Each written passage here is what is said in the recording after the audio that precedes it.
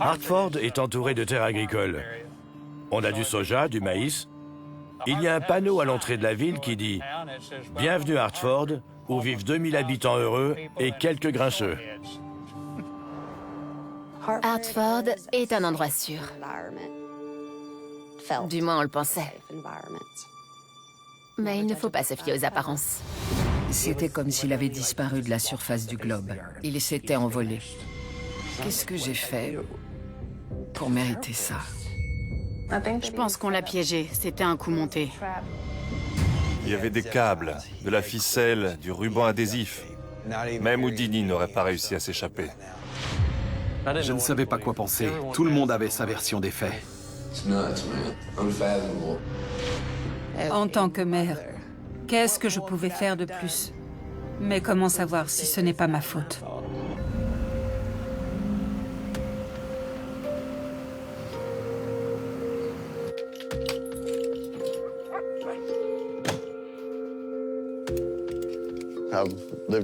Je vis ici depuis 1975. C'est agréable. Les gens viennent souvent en été ou le temps d'un week-end. Ils profitent des lacs. Avec mon ami, on était partis pêcher et retrouver des amis qui font du kayak.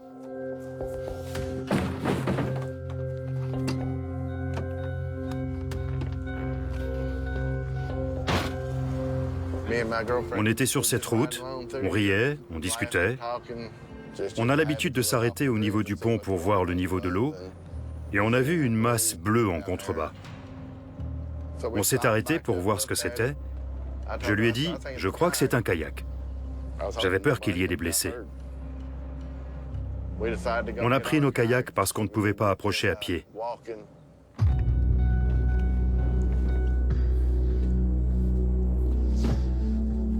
Je suis sorti, j'ai traversé le pont, et avec mon ami, on a mis nos kayaks à l'eau juste ici. On a pagayé jusque là-bas, et on a vu que ce n'était pas un kayak, mais une grande bâche bleue. J'ai tiré sur la bâche pour voir ce que c'était. Et j'ai découvert un gros coffre à outils, comme ceux à l'arrière des pick-up. J'ai commencé à avoir un étrange pressentiment. On a vite remarqué l'odeur qui se dégageait, et on a vu des vers et de l'eau brunâtre qui en sortait. On a préféré appeler le bureau du shérif.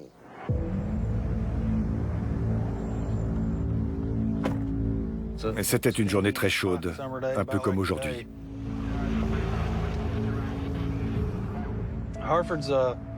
Hartford est une petite ville. On n'a qu'un seul feu rouge. Les événements sont rares et quand il se passe quelque chose, tout le monde est au courant.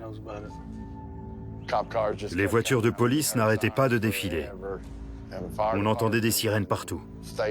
Les pompiers et la police aussi étaient là. C'était de la folie, je n'avais jamais vu ça.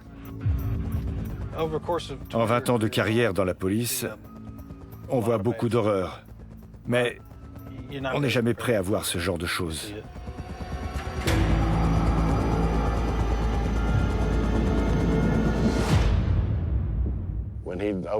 Quand il a ouvert le coffre, j'ai mis plusieurs minutes avant de comprendre ce qu'il y avait dedans.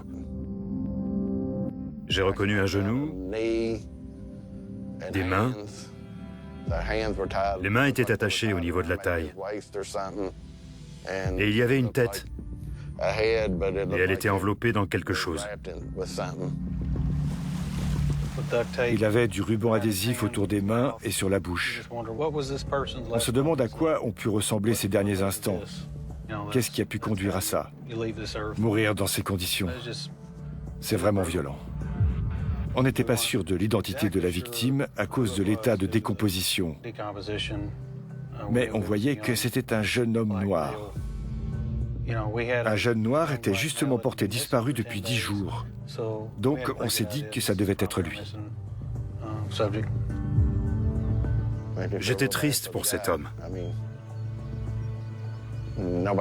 Personne ne mérite de finir comme ça. J'ai mal dormi pendant pas mal de temps. Souvent, je m'endormais et je me réveillais en voyant ce gros coffre. Mon ami n'a plus jamais fait de kayak après ça.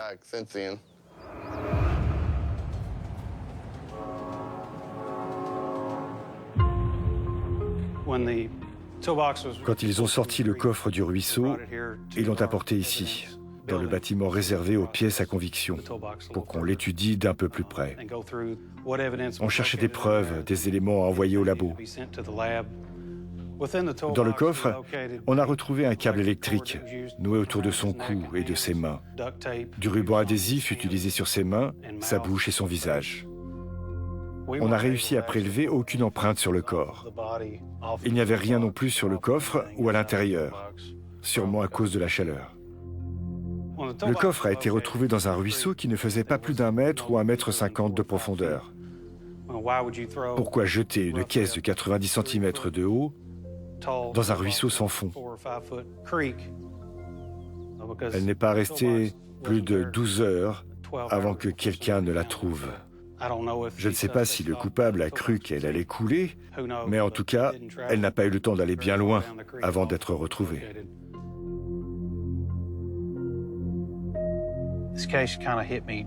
Cette affaire me semblait différente de toutes celles que j'avais déjà vues.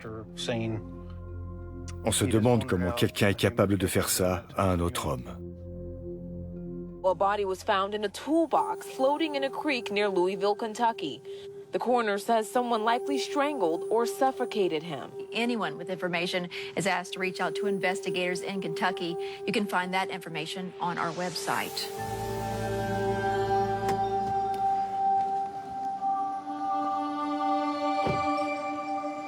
J'ai vécu à Hartford toute ma vie.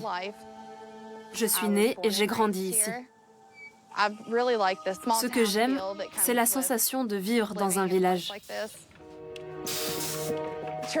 Tremaine m'envoyait des messages tous les jours, en général pour me demander si je pouvais l'emmener au travail.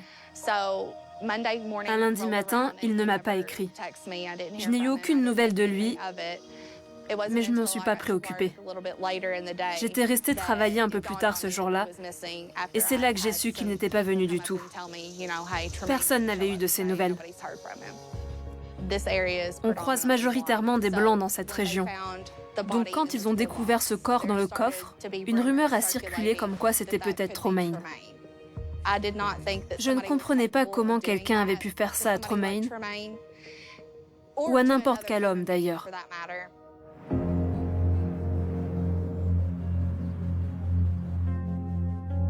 Je porte un costume et une cravate pour aller travailler. Je fais attention à mon apparence pour montrer aux gens que je suis quelqu'un de méticuleux.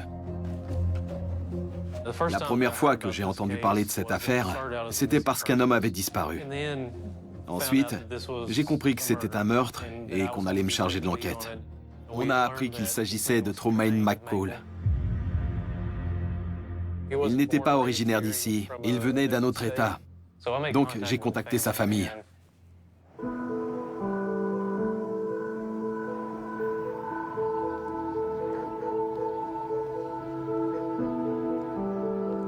Quand j'ai appris que Tremaine avait été assassiné, ça a été très douloureux. Tout ce que je voulais, c'était me coucher, serrer mon oreiller et faire comme si c'était un rêve. Un cauchemar qui prendrait fin. Ce sont des photos de Tremaine. Celle que je préfère, c'est celle où il était à l'hôpital pour se faire opérer des amygdales. Je remonte le temps. Je me souviens de lui enfant et j'apprécie vraiment ces moments.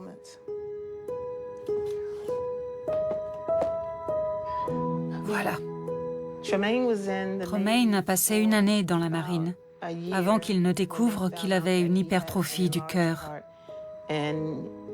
Ils ont dû le réformer. Et ça lui a brisé le cœur.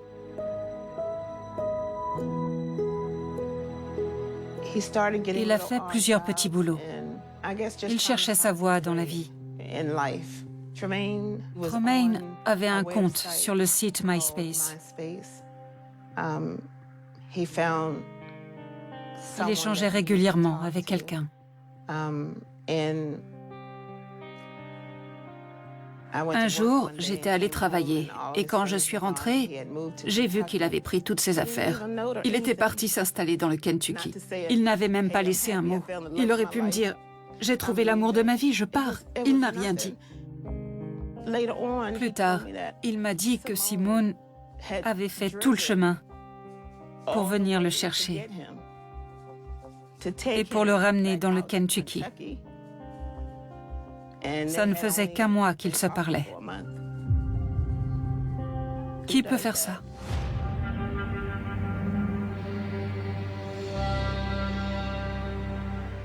La petite amie de Tremaine, Simone, avait signalé sa disparition. Le couple s'était disputé pendant une soirée. Le lendemain de la fête, quand Simone s'est réveillée, Tremaine n'était pas rentré. Elle l'a appelé, mais il ne répondait pas. Elle a commencé à s'inquiéter parce que ce n'était pas du tout son genre. 10 jours plus tard, son corps a été retrouvé. Tremaine a été vu pour la dernière fois à cette soirée. Donc, tous ceux qui s'y trouvaient faisaient partie des suspects.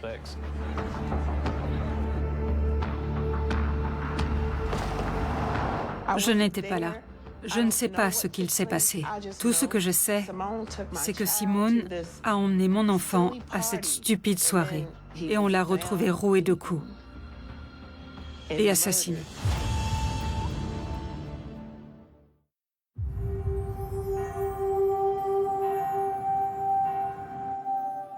J'ai vécu à Hartford pendant près de 20 ans.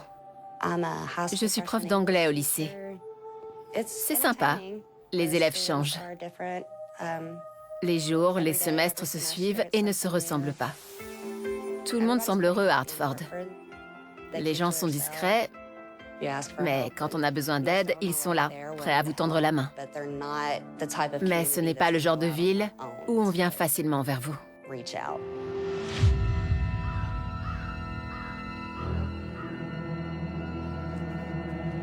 Je suis né dans le comté d'Ohio. Mes voisins sont sympathiques. Je les aide et ils m'aident eux aussi. On travaille dur.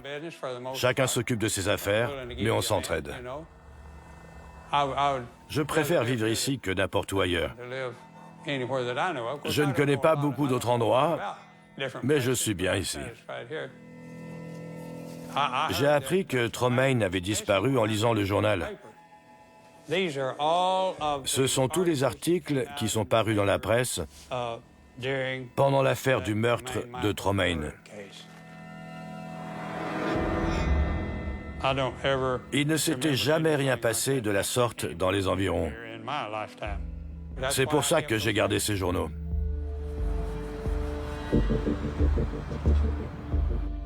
Je suis journaliste pour le Owensboro Times. C'était une des premières fois que je couvrais une affaire de meurtre et c'était de loin une des plus atroces. Tremaine McCall ne passe pas inaperçu dans une ville comme Hartford. Il vient du Maryland et il est noir alors que 98% de la population d'Hartford a la peau blanche. On le remarque. Dans ces petites villes rurales, quand on sort du lot, ce n'est pas très bien vu. Les mains de Tremaine étaient liées, ses pieds aussi. Pour moi, c'était la preuve qu'il avait été séquestré avant d'être tué, voire torturé. Ce n'est plus du tout une simple affaire de meurtre.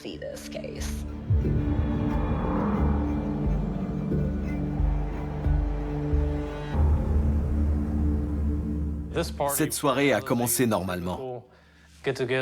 Des amis se retrouvent et boivent un verre autour du feu. Mais c'est là que tout s'est joué dans cette affaire.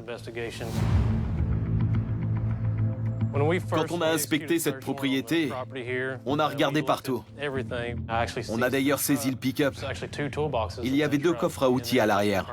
Ils nous ont confirmé qu'ils étaient bien à eux et qu'ils s'en servaient pour travailler. Quand on est allé voir à l'arrière, on a découvert une sorte d'hôtel de cérémonie avec des pierres posées dessus. Des suspensions étaient accrochées à la terrasse. Les gens qui connaissaient Mélanie disaient que c'était une sorcière. Elle se prenait pour une sorte de magicienne. Elle avait une vieille tête de vache au bout d'un bâton. Et à chaque pleine lune, elle faisait un feu.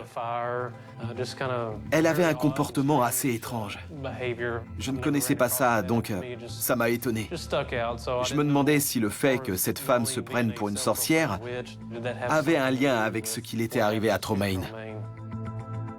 J'ai prélevé leur ADN, j'ai pris leurs chaussures. C'était des éléments de l'enquête et je les ai envoyés au labo. William et Mélanie étaient mes voisins depuis 8 ans. William était un mec très sympathique.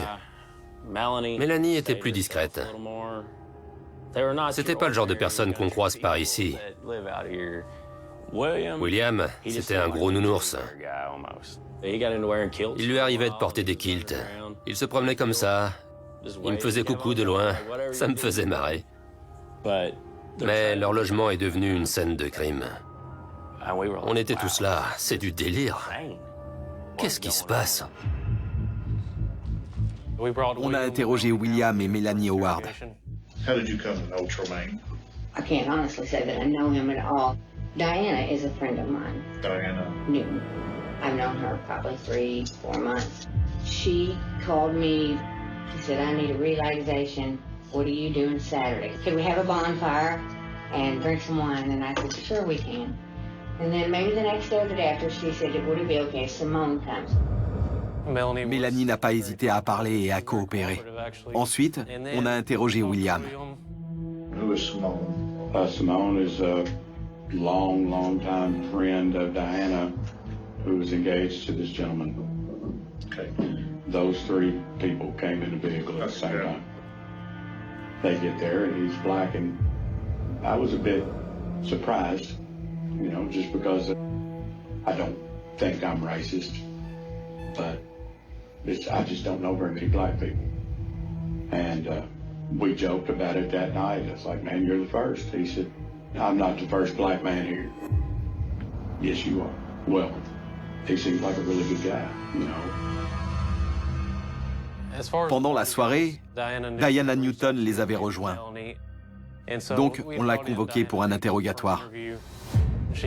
Elle faisait partie des suspects. What did the night consist of when you first got there? When we first got there, everything was fine. We were drinking a little bit, having a bonfire, just joking around, just having a good time like we always have whenever we go out there. Dans les premiers interrogatoires, tous les témoins citaient le même élément déclencheur lors de cette soirée. Simone started asking where Tremaine was at, and somebody said that he said he went to the bathroom. So she got up and she walked into the house. Whenever she come walking back out of the house, she said, Diana, we have to up and go. We have to up and go right now. Une dispute a éclaté. Ce n'était pas physique, uniquement verbal. Mais Simone et Tremaine se sont disputés. I asked Simone what she wanted to do, you know, and just kept saying she wanted to go home. William a proposé de raccompagner Simone et Diana lui a prêté sa voiture. Tremaine, Simone et Diana vivaient ensemble. Elle lui a simplement dit « Ramène Simone et reviens ». We watched a couple movies, and that's when I thought I was asleep on the couch. Tremaine had taken off walking. On nous a dit que Tremaine était reparti à pied de la soirée et qu'il l'avait vu pour la dernière fois marcher sur la route après cette dispute.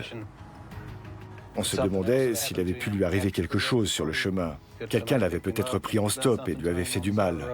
L'enquête avançait, il fallait qu'on trouve qui avait fait ça.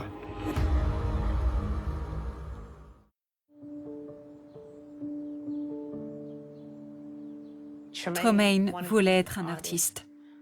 Il voulait être connu sous le nom de Main Mac. Il chantait. Il faisait du rap.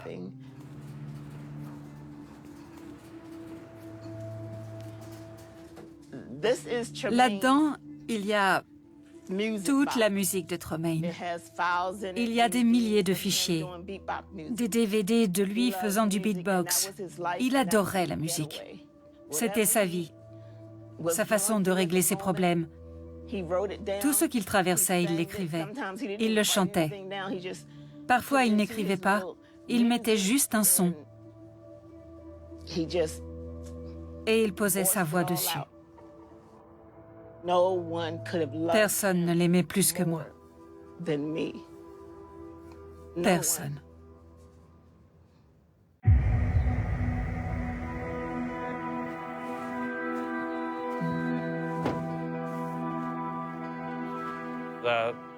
J'ai passé plusieurs nuits à veiller, à me demander ce que je ferais le lendemain.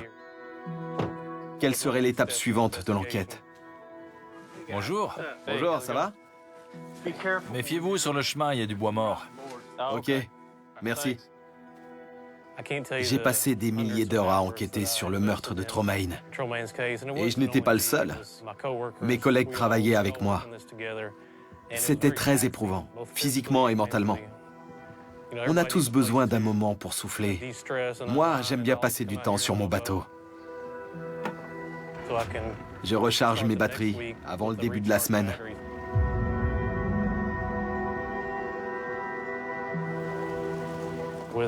Dans ce genre d'affaires, le conjoint est souvent le premier suspect. Donc, on s'est intéressé à Simone, d'autant plus qu'il s'était disputé.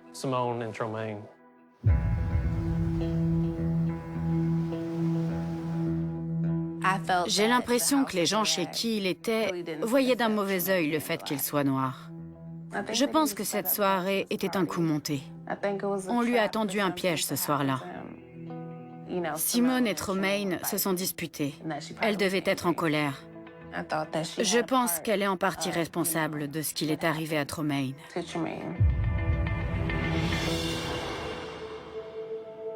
Tremaine était génial. Tout le monde l'aimait. Il avait beaucoup d'humour et il était très empathique. C'était un homme solide, mais il était très affecté par ce que les autres traversaient. C'est rare les gens comme ça. Diana m'a appelé et m'a dit que William et Mélanie faisaient une petite soirée. Ce soir-là, j'y suis allée avec Tremaine, ma meilleure amie, Diana, et il y avait William et Mélanie, ainsi que Jake et sa copine Mia. J'avais déjà vu Jake quand j'avais passé un moment chez William et Mélanie. Mais je n'avais jamais vu son amie Mia avant ce soir-là. Dès qu'on est arrivé, Tremaine et Mia ont matché. Ils se sont mis à discuter et c'est là que j'ai senti qu'il se passait quelque chose. On a appris qu'il y avait deux autres personnes, Jake Miller et Mia Sanders. Jake connaissait plutôt bien William et Mélanie. Il avait travaillé avec eux et avait habité chez eux. Mia et Jake sortaient ensemble. On a interrogé Mia Sanders. The older lady that was there, she said she was a witch and she gave me a drink and there was a fire. What kind of drink did she give you? It was an alcoholic beverage. Like people's faces started just, you know, like I just felt really, really strange. My vision was really messed up. I don't know if they gave me something. So I went back to a back bedroom. I laid there for a second. Elle nous a dit qu'il faisait très sombre. Elle n'y voyait rien. Et quelqu'un s'est glissé à côté d'elle. Et là, la lumière s'est allumée. Simone et Mélanie se tenaient devant la porte. Elles ont eu l'impression que Tremaine et Mia avaient eu une relation sexuelle. Elle est restée dans la chambre et Simone et Tremaine ont commencé à se disputer. À ce stade, j'avais tendance à croire Mia.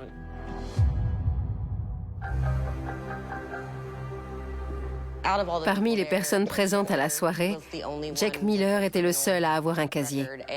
On le surnommait Jack le géant. Il faisait près de 2 mètres. Il était très imposant. C'était clairement un suspect potentiel. Quand on s'est intéressé à lui, on a vu qu'il était recherché, notamment pour violation de sa libération conditionnelle. On l'a signalé à notre marshal et ils l'ont arrêté très rapidement.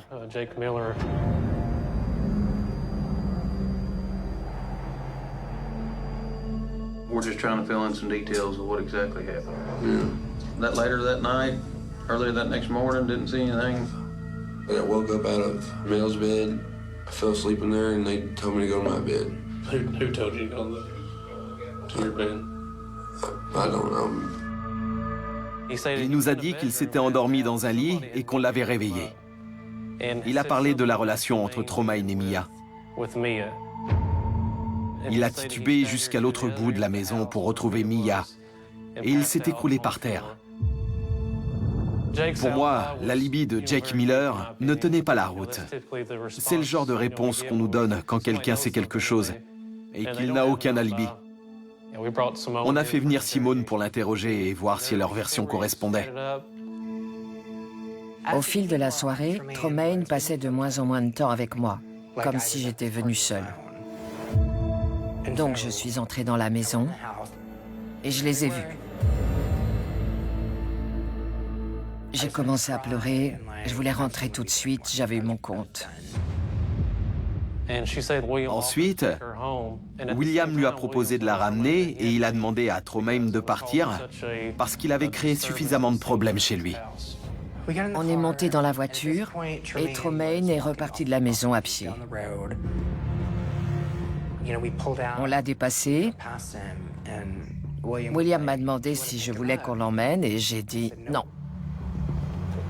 Je voulais être seule.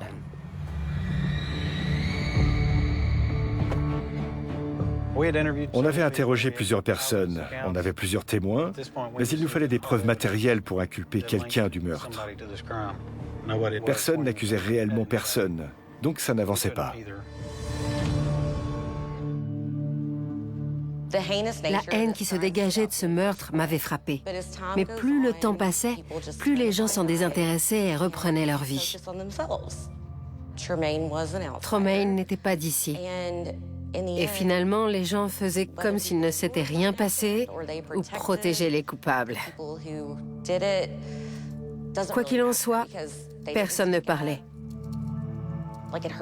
Et ça me fait mal, au plus profond de moi, de savoir que l'on peut traiter quelqu'un de cette façon.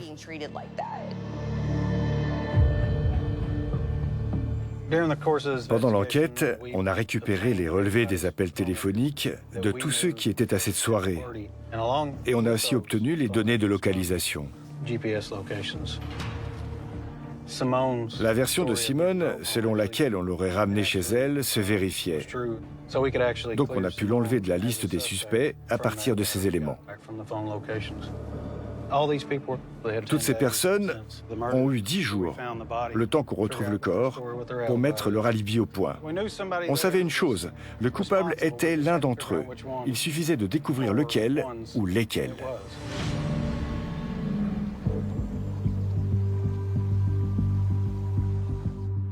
Depuis le début, on avait le sentiment que Diana Newton en savait plus qu'elle ne voulait bien le dire. On l'a donc fait venir pour un nouvel interrogatoire. Sa version collait avec celle de Simone. William avait demandé à Tremaine de partir. Diana était restée et Tremaine était parti. Pendant l'absence de William, Diana et Mélanie sont restées près du feu. And Tremaine came back. He hadn't been gone for 15, 20 minutes at that point. Il est bien parti à pied, mais il est revenu. C'était un nouvel élément. Je ne savais pas que Tremaine était revenu. He was still drunk and belligerent, and we just kept asking, please just leave, please just leave. And we kept telling Mel, say one more thing. And he had his hand out like this, like he was going to hit her. And she put her hands up like this. She was not. She said, you just need to leave. And then Melanie said something to Tremaine that just set a fire under him, and he went after her at that point. Tremaine had Mel up against the truck, and he was choking her, and he wouldn't let her go. Jake did hit Tremaine in the back of the head a few times. Ça ne correspondait pas du tout à la version de Jack Miller. Il m'a dit qu'il n'était pas sorti, que quelqu'un l'avait réveillé dans une chambre et qu'il était allé se recoucher dans une autre. Tremaine was not letting go. Well, I grabbed his Adam's apple. I didn't know what I was scared to death. I've never been around anything like that. And I guess whenever I grabbed his Adam's apple, Mel got her hands up underneath his fingers, and it all happened so quick. Whenever he let go of Mel, all in one, he swung around and he hit me. Je ne savais plus qui croire. Je me demandais si c'était vrai ou s'ils avaient tout inventé. Diana m'avait dit que Melanie avait appelé William, qui venait de déposer Simone, pour lui dire « Tremaine est revenu, il m'a agressé.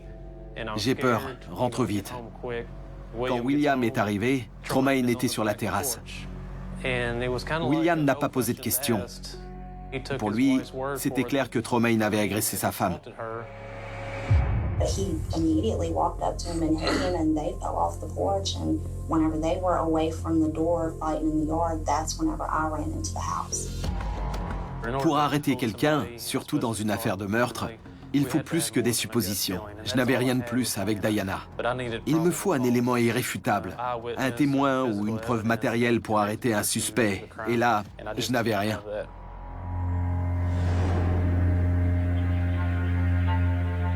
Je pense que j'ai fait partie des suspects parce que je dormais.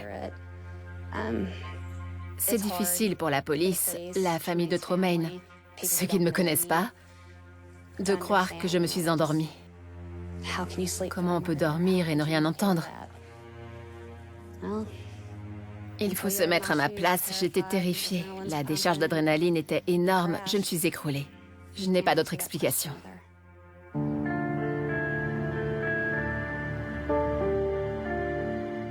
Tremaine n'aurait jamais frappé une femme. C'était un bon garçon. Ils n'ont dit que des mensonges.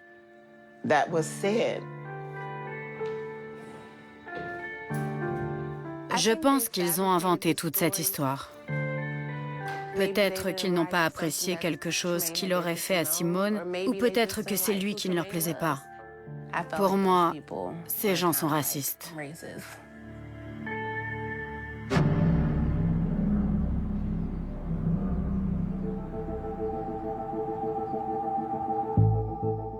Tous les éléments prélevés sur le coffre et sur le corps de Tremaine ont été analysés. On a pris tout ce qui pouvait contenir de l'ADN.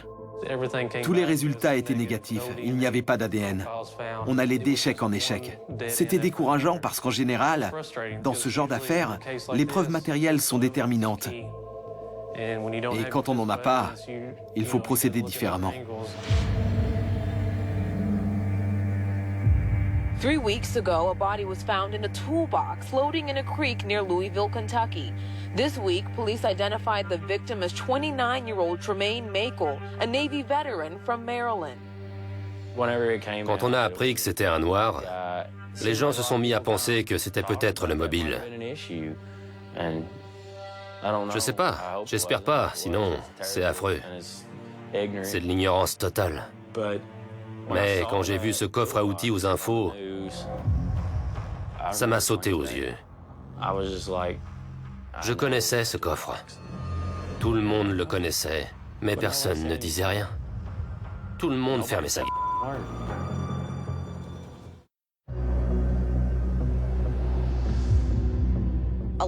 Ils étaient nombreux à dire qu'ils ne voulaient pas être mêlés à cette histoire. Mais dans une petite ville comme Hartford, ça veut dire qu'ils ne voulaient dénoncer personne. Les gens d'ici ne voulaient pas se mouiller pour Tremaine, alors qu'ils l'auraient fait pour l'un des leurs. L'inspecteur Pryor voulait juste comprendre ce qu'il s'était passé et que justice soit faite dans cette affaire. Donc, il fallait que je l'aide. J'ai dit à l'inspecteur Pryor que William avait bien un vieux pick-up blanc pour son travail, mais qu'il avait aussi un vieux pick-up des années 90. Il était noir, mais très délavé. Et quand j'ai parlé de ce vieux Dodge Ram à la police, ils ont eu l'air surpris, parce qu'ils n'avaient connaissance que du pick-up blanc qu'il conduisait. L'autre véhicule avait disparu. À ce moment-là, on s'est mis à chercher cet autre pick-up, parce qu'il n'était pas chez les Howard.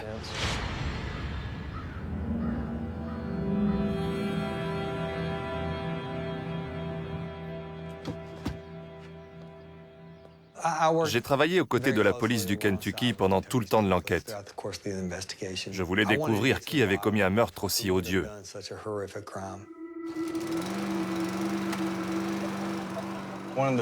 Le plus compliqué dans cette affaire, c'était d'attendre que les éléments envoyés au labo pour analyse nous reviennent. Ça prend du temps et parfois, les résultats arrivent trop tard. Après avoir passé au peigne fin le pick-up de William Howard, on a trouvé un gonfleur. Le genre d'appareil qu'on branche généralement à l'allume-cigare de la voiture. Or, il manquait le câble. Ça nous a pris plusieurs mois avant de recevoir les résultats d'analyse du laboratoire de la police du Kentucky. Mais on a fini par obtenir la preuve que le gonfleur qu'on avait trouvé dans le véhicule de William Howard correspondait à l'appareil dont le câble avait été utilisé pour attacher Tremaine. Ce qui nous a permis d'élucider l'affaire, c'est le câble qui nous a permis de relier ces deux appareils. Il y avait aussi un morceau de bâche bleue dans la benne de son pick-up et justement, le coffre trouvé dans le ruisseau était enveloppé dans une bâche bleue. Un autre élément a confirmé nos soupçons. C'est le relevé téléphonique du portable de William Howard. Le jour où Tremaine a été retrouvé, les données GPS du téléphone du suspect indiquent ce même pont. Donc, son téléphone était sur les lieux. Ça a permis à nos procureurs de demander l'arrestation de William Howard.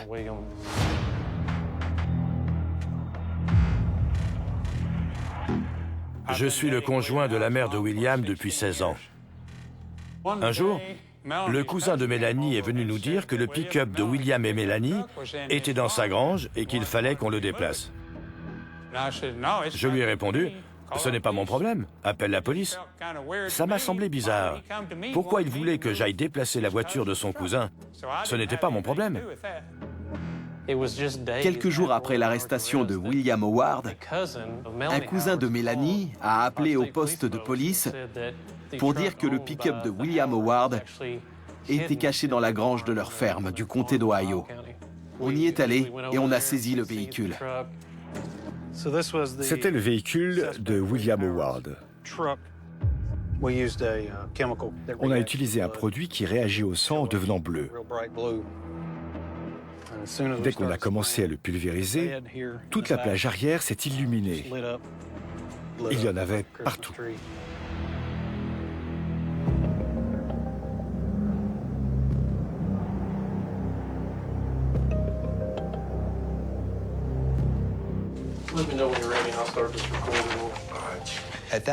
À ce stade, on était prêt à prendre sa déposition. Et ce, même si sa déclaration impliquait ou disculpait d'autres personnes. I'm on my way back when I get a call from Melanie that says that Tremaine has come back, that he has gotten physical, so I'm freaking out. I'm in a hurry to get home. He's sitting on my back porch between me and the door to get into my house. And I'm pissed. I grab a bat out of my truck and I crack him across the forehead. We end up wrestling. In the process of the wrestling, he ends up passed out. Jake Miller est sorti de la maison et il est allé chercher les différents éléments qui leur ont permis d'attacher et kidnapper Tremaine. I didn't want the boy to wake. I didn't want to have to fight him again, just to be honest with you. It was pretty scrappy. D'après les horaires et les éléments, Tremaine a dû être attaché pendant 4 à 5 heures. William Howard a pris le temps de décider de ce qu'il allait faire. Il a appelé une personne de confiance, un ami. Il a appelé Chris Hill. He shows up about 5:30, 5:45 that morning. He had brought Marcus Boykin with him. Je n'en revenais pas, parce que je pensais avoir toutes les pièces du puzzle. Mais quand il a parlé de ces deux autres hommes, j'étais soufflé. We get him awake, and I'm still discussing and calling the police. He looked me in my eye, and he said, "You call the police." He said, "I'll be out before you will. I'm coming back." And when he said that, I just flipped. And that's when I decided that he wasn't going to leave her. He wasn't going to leave her walking. I put the wire around his neck. I pull that wire tight and I hold it until he quits moving. Quand j'ai entendu ça, la brutalité avec laquelle ces gens ont traité ce pauvre gosse.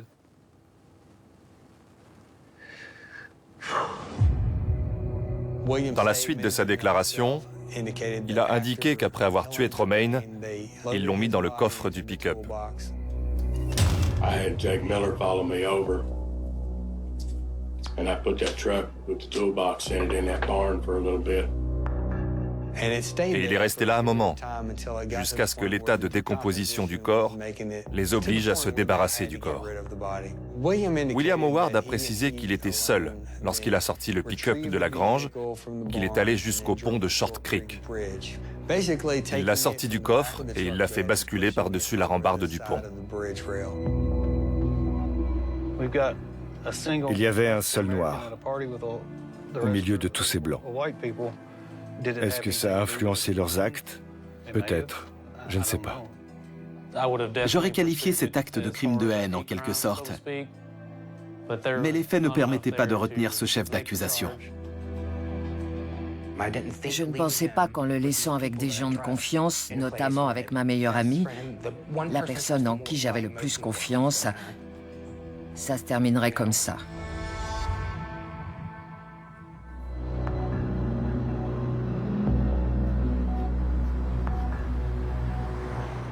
William Howard a plaidé coupable de meurtre avec préméditation et d'enlèvement, ainsi que de falsification de preuves.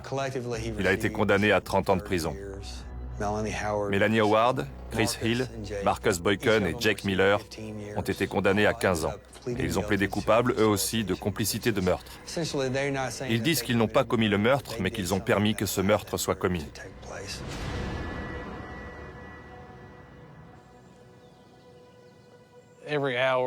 Toutes les heures et les nuits blanches consacrées à cette affaire en valaient la peine. Il fallait que justice soit faite pour Tremaine et ses proches. Et il fallait que les coupables soient condamnés pour ce qu'ils ont fait. Ce meurtre m'a fait reconsidérer la façon dont je voyais mes voisins. On peut vivre à côté de chez quelqu'un pendant des années sans savoir qu'au fond, c'est un monstre. C'est flippant.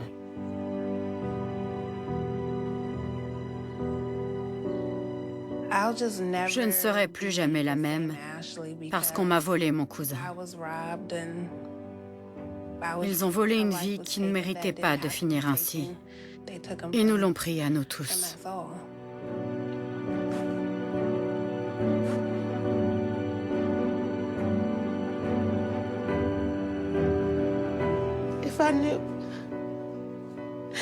Si je pouvais avoir une dernière conversation avec lui, je lui dirais que je ne cesserai jamais de l'aimer. Dans l'existence, nous croisons parfois des routes qui semblent tracées par le destin lui-même, des bifurcations où l'obscurité du passé semble enfin s'effacer pour laisser place à la promesse d'une lumière nouvelle. Pour Stacy English, la vie avait été un long chemin pavé d'embûches, une traversée où les désillusions s'étaient accumulées, laissant sur son cœur les cicatrices de relations marquées par l'instabilité et la peine. Elle était une femme résiliente, une mère dévouée dont l'univers tournait entièrement autour du bien, être de ses enfants ces êtres fragiles qu'elle s'évertuait à protéger du tumulte du monde extérieur. C'est dans ce contexte de recherche de sérénité, cette quête presque instinctive d'un havre de paix qu'elle fit la connaissance de Todd English. Au premier abord, Todd ne ressemblait en rien au fantôme de son passé. Il dégageait une aura de stabilité, une force tranquille qui, pour une femme ayant tant souffert, apparaissait comme une bénédiction inespérée. Il était l'homme qui écoutait l'homme, qui construisait l'homme, qui semblait enfin comprendre la valeur profonde d'une famille unie. Leur rencontre telle qu'elle fut racontée plus tard par ceux qui les observaient de loin avait tous les atours d'une romance moderne presque cinématographique. Todd ne s'est pas contenté de courtiser Stacy. Il a embrassé sa vie entière, se positionnant immédiatement comme le pilier manquant. Pour Stacy, ce fut un soulagement presque physique. Après des années à devoir tout porter seule, à devoir anticiper chaque coup du sort, elle découvrait soudainement le réconfort de l'épaule d'un autre. Todd était omniprésent non pas de manière étouffante au début, mais de manière rassurante. Il s'investissait dans le quotidien, s'impliquait auprès des enfants et affichait une telle dévotion qu'il était impossible pour les proches de Stacy de ne pas se réjouir pour elle. On se disait enfin que cette seconde chance n'était pas un mythe, qu'il était possible de réparer les morceaux brisés d'une existence pour en faire une mosaïque éclatante de bonheur. Les premières années furent marquées par cette illusion de perfection, un quotidien rodé propre où chaque geste de Todd semblait dirigé vers le confort et la sécurité de sa nouvelle famille. Pourtant, si l'on regarde bien le paysage de leur foyer à travers le prisme de ce que nous savons aujourd'hui, on perçoit les premières nuances de ce qui allait devenir une tragédie. La perfection est souvent une mise en scène, un décor que l'on érige pour dissimuler ce que l'œil humain fasciné par la surface refuse de voir. Todd English ne se contentait pas d'être un mari aimant. Il devenait par petites touches invisibles l'architecte de leur réalité commune. Il prenait les décisions, il organisait l'espace, il définissait les contours de ce qui était acceptable et de ce qui ne l'était pas.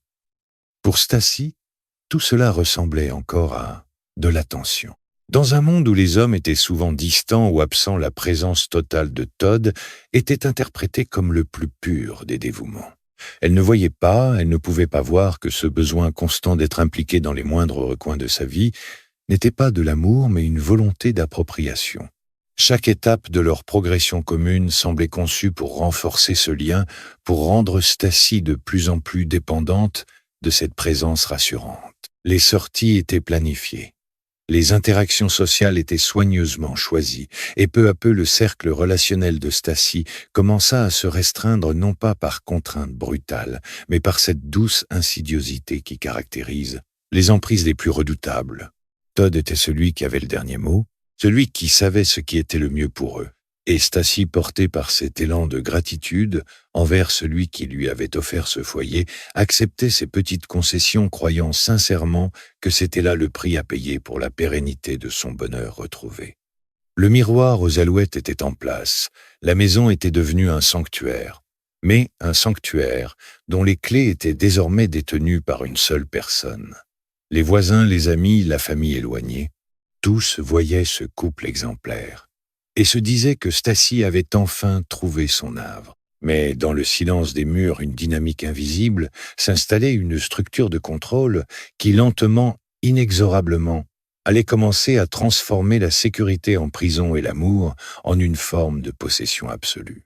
Ce n'était pas un basculement brutal, mais une érosion continue, un grignotage de l'autonomie de Stacy qui, pas à pas, l'enfermait dans les raies d'une réalité dont elle ne percevait pas encore le caractère mortifère. Le décor était planté, les acteurs étaient en place, et l'illusion, aussi belle, fut-elle commencée déjà à porter en elle les germes de sa propre destruction, annonçant les drames à venir dans une symphonie de faux semblants. À mesure que les mois se transformaient en années, la dynamique au sein du foyer des English ne se contentait plus de glisser vers une routine apaisée. Elle commençait à se cristalliser en un système fermé régi par des règles non écrites que seule une main experte pouvait manipuler. Si le voisinage percevait Todd comme l'homme providentiel, une figure d'autorité bienveillante qui gérait les aspects matériels et logistiques de la vie de famille, l'intérieur de la demeure racontait une histoire sensiblement différente. Ce n'était pas une tyrannie bruyante faite de fracas et de cris du moins pasants. C'était quelque chose de bien plus insidieux, un climat de gestion permanente. Todd s'était imposé comme l'arbitre du quotidien, celui qui validait, qui organisait et qui surtout réinterprétait les intentions de Stacy. Ce processus de niveautage est une étape classique bien que dévastatrice dans les mécanismes d'emprise psychologique. On ne brise pas la volonté de l'autre en un seul coup, on la fragilise par une succession de micro-corrections qui à terme finissent par anesthésier la capacité de la victime à se fier à son propre jugement. Stacy, dont le désir de bien faire était devenu le moteur principal, se retrouvait piégée dans une danse où chaque pas était surveillé. Si elle prenait une initiative, qu'il s'agisse d'une simple organisation domestique ou d'un choix concernant ses enfants, Todd trouvait toujours le moyen de souligner une faille, un oubli ou une erreur de perspective. « Je faisais ça pour t'aider. Ne penses-tu pas que c'était un peu risqué ou encore, je m'inquiète simplement pour toi. Tu sais bien que tu as tendance à agir sans réfléchir. » Ces petites phrases, en apparence protectrices, agissaient comme un poison lent.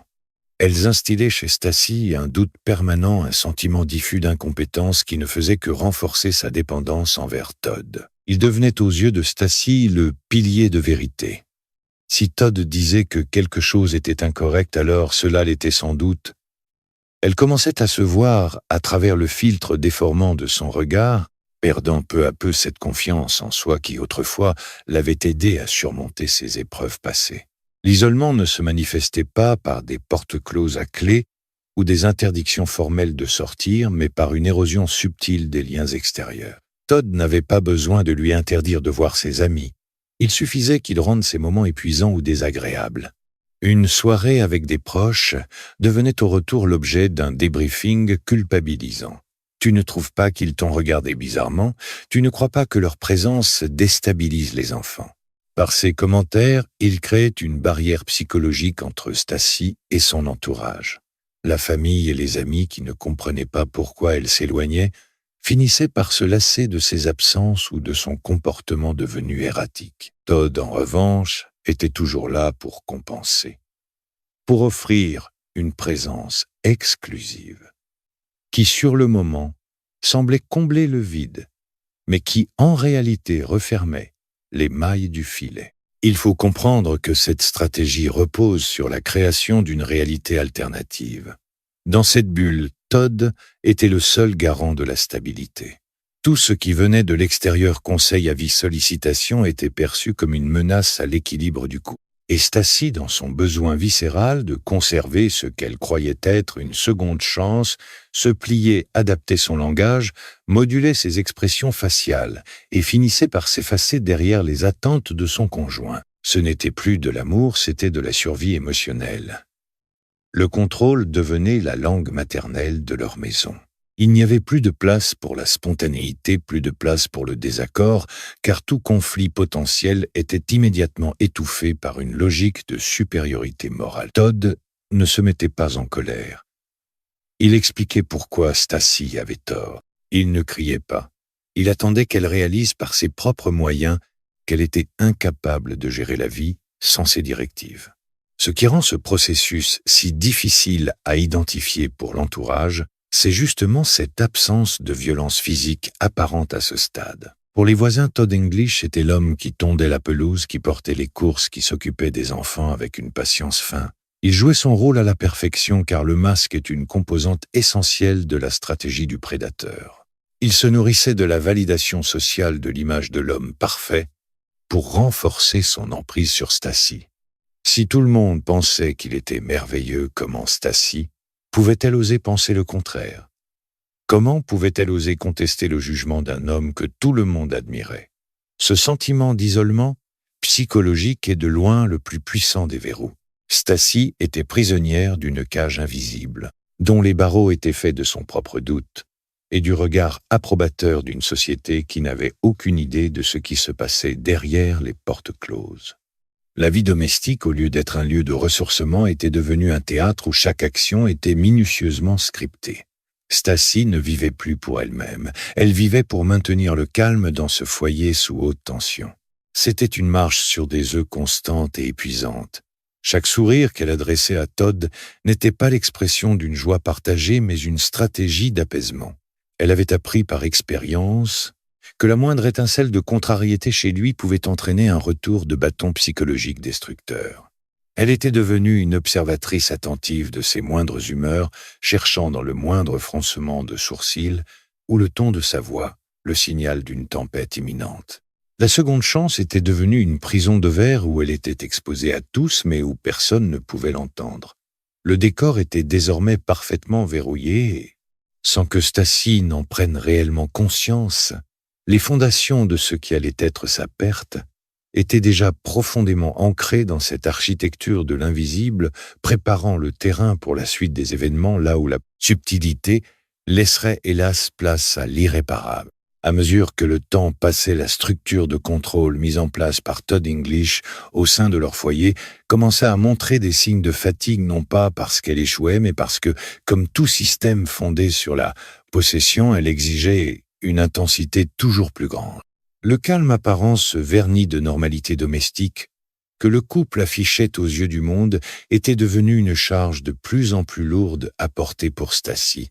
Ce qui avait commencé comme une forme de soutien bienveillant s'était transformé en une surveillance omniprésente. La vie de Stacy n'était plus rythmée par ses propres besoins ou ses aspirations, mais par les exigences tacites de Todd. Chaque interaction avec le monde extérieur, chaque message, chaque appel téléphonique devenait l'objet d'un examen minutieux, parfois ouvert, parfois dissimulé sous des allures de plaisanterie ou de curiosité déplacée.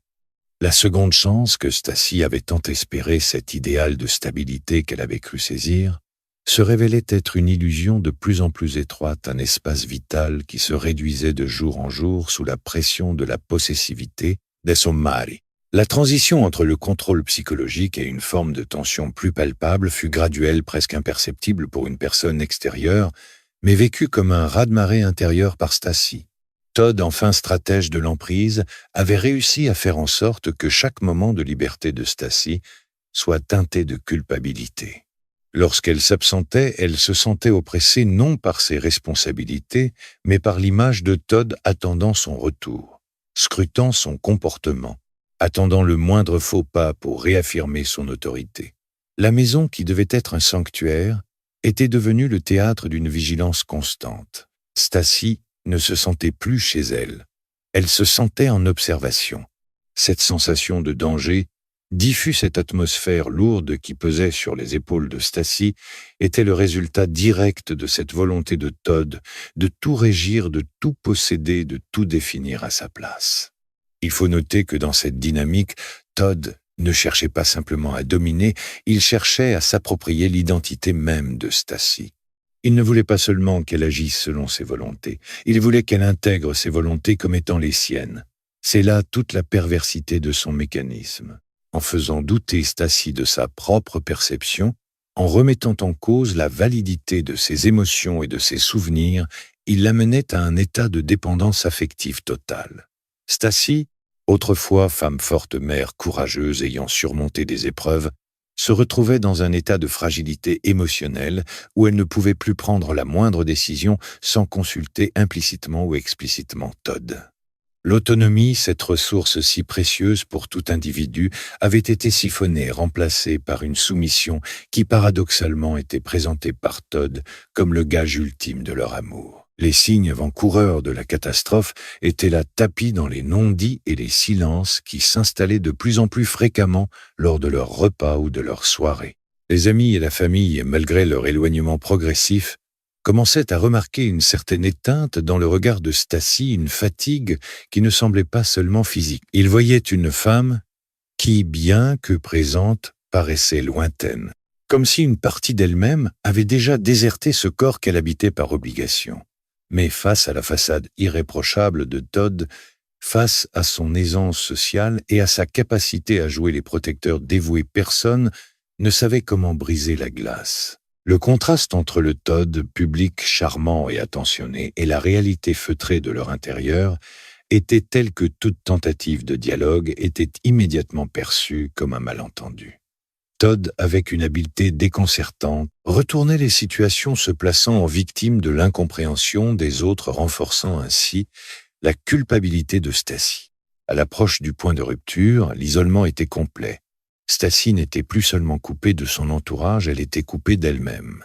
Elle ne possédait plus le recul nécessaire pour évaluer la dangerosité de sa situation. Pour elle, le monde se résumait désormais à cette relation devenue étouffante.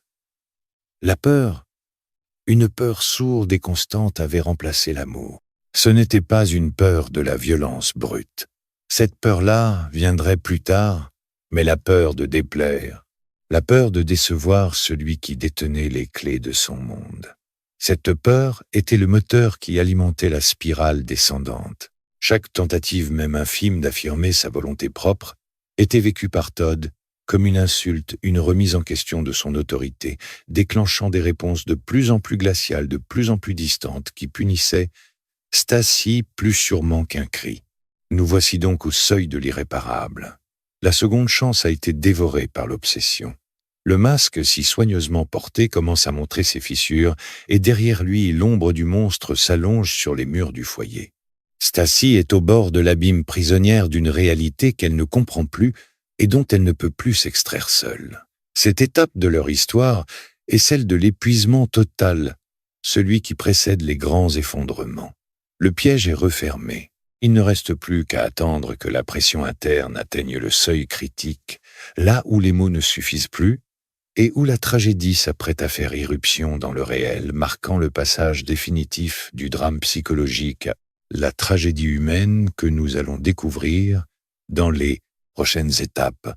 Le décor est sombre, le silence est lourd, et l'issue implacable se rapproche inévitable comme le crépuscule. Dans l'architecture méticuleusement construite de leur vie commune, les fissures ne sont jamais apparues sous la forme d'un séisme soudain, mais comme une série de micro-ruptures invisibles pour le monde extérieur, mais terrifiantes pour celles qui les subissaient quotidiennement. Il y a un moment charnière dans toute relation placée sous le joug d'une emprise, un instant où la façade de la perfection ne suffit plus à contenir l'amoncellement des tensions accumulées. Pour Stacy, ce moment fut marqué par une modification subtile mais radicale du comportement de Todd.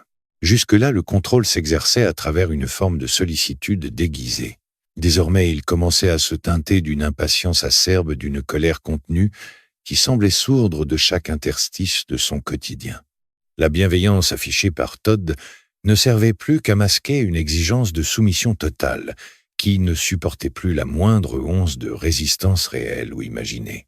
Le quotidien qui était autrefois une chorégraphie fluide commença à s'enliser dans une atmosphère électrique.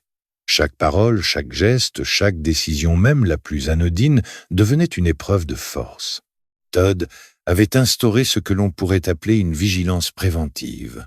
Il ne se contentait plus d'observer, il anticipait, il interprétait, il projetait.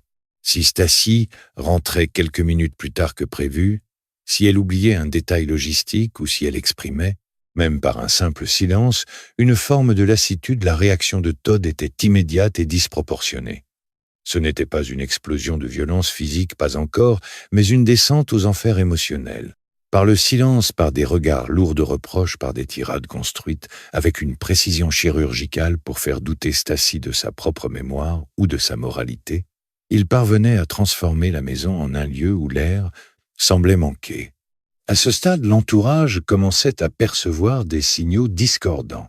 Les amis proches, ceux qui avaient connu Stacy avant Todd, commençaient à remarquer une transformation profonde. Ce n'était pas seulement sa disparition progressive des sphères sociales, c'était surtout cette étincelle de vie qui semblait s'éteindre, cette lumière qui autrefois définissait sa personnalité et qui était désormais remplacée par une sorte d'automatisme, une vigilance constante qui l'empêchait d'être pleinement présente.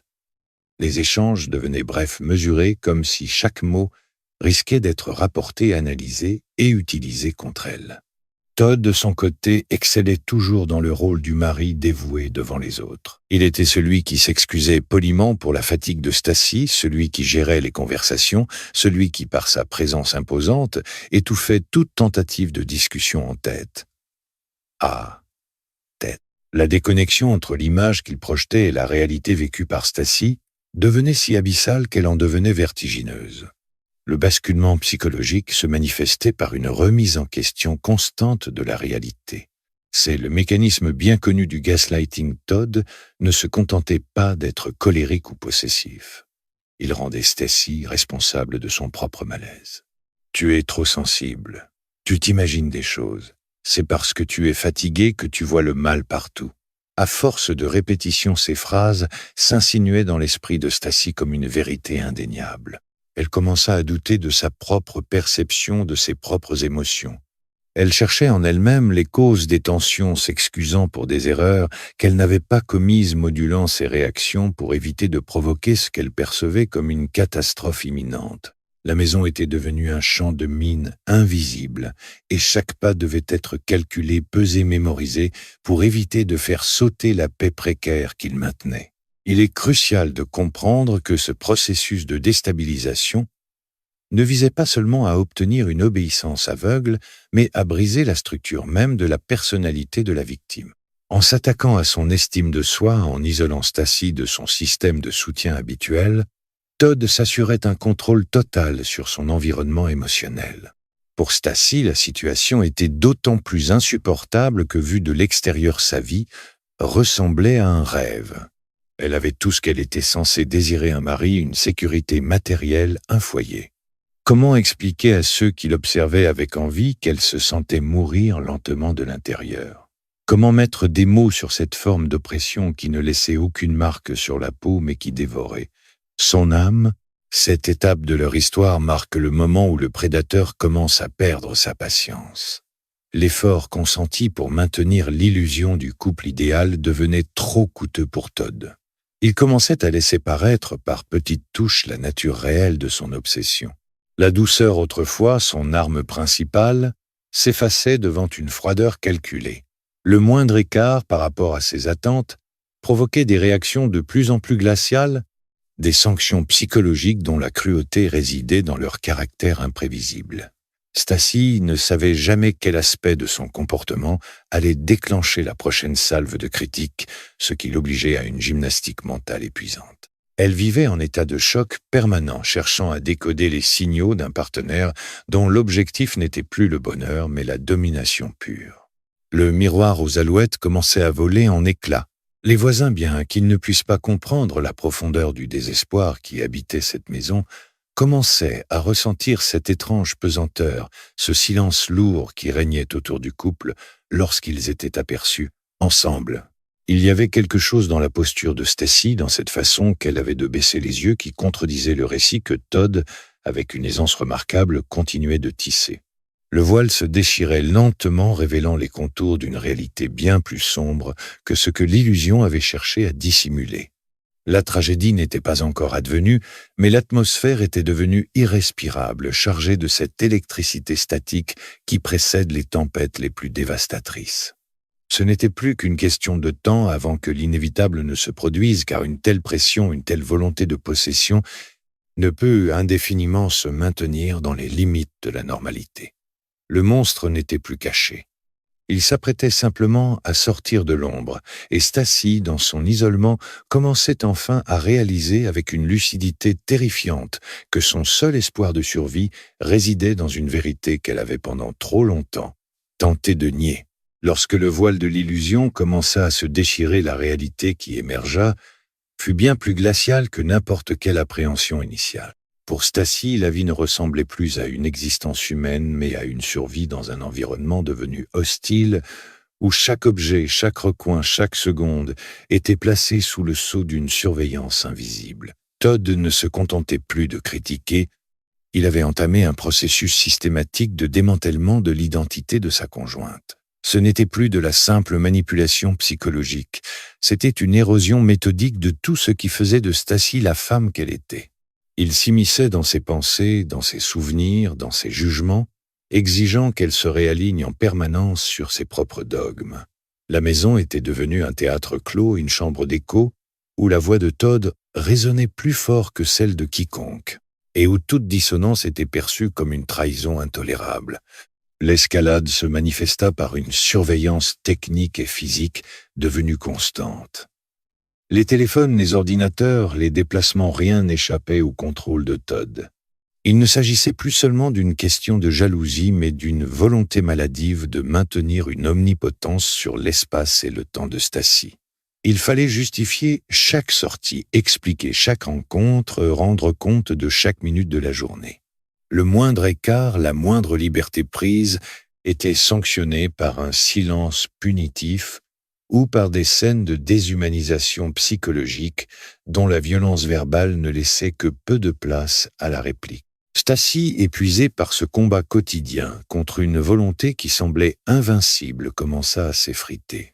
Elle avait appris au prix fort que la résistance ne faisait qu'exacerber la rage contenue de Todd, et elle avait fini par se réfugier dans une forme de passivité traumatique. Ce qui est le plus frappant dans cette période, c'est le contraste entre la banalité apparente de leur journée et l'horreur psychologique qui se déroulait en coulisses. Vu de l'extérieur, tout semblait en ordre. Todd continuait de jouer son rôle de mari exemplaire avec une précision d'horloger. Il savait exactement quel sourire, adopter quel ton de voix, utiliser quel discours tenir pour maintenir l'illusion de la famille parfaite. Cette duplicité, cette capacité à compartimenter sa vie entre une sphère privée tyrannique et une sphère publique admirable, était l'outil le plus puissant dont il disposait. Il savait que si jamais il était démasqué, son pouvoir s'effondrerait. C'est pourquoi il travaillait sans relâche à isoler Stacy, à la discréditer, si besoin était à faire en sorte qu'elle paraisse aux yeux des autres instable ou difficile, retournant ainsi la situation pour se poser lui-même en victime de l'irrationalité de sa compagne. Stacy, quant à elle, se sentait prisonnière d'un paradoxe cruel. Elle voyait bien la vérité, elle sentait bien le poids de cette mainmise sur son existence, mais elle ne trouvait plus de prise pour s'extraire de ce piège. La peur avait pris racine, une peur protéiforme, la peur de la réaction de Todd, la peur de l'inconnu, la peur de perdre le peu de sécurité qu'elle pensait encore détenir. Elle était comme un oiseau en cage qui aurait oublié l'usage de ses ailes. Todd ne l'avait pas seulement enfermée dans une maison. Il l'avait enfermée dans une prison mentale où chaque pensée était filtrée, chaque émotion jugée, chaque désir étouffé. Il était devenu le seul référent de sa réalité.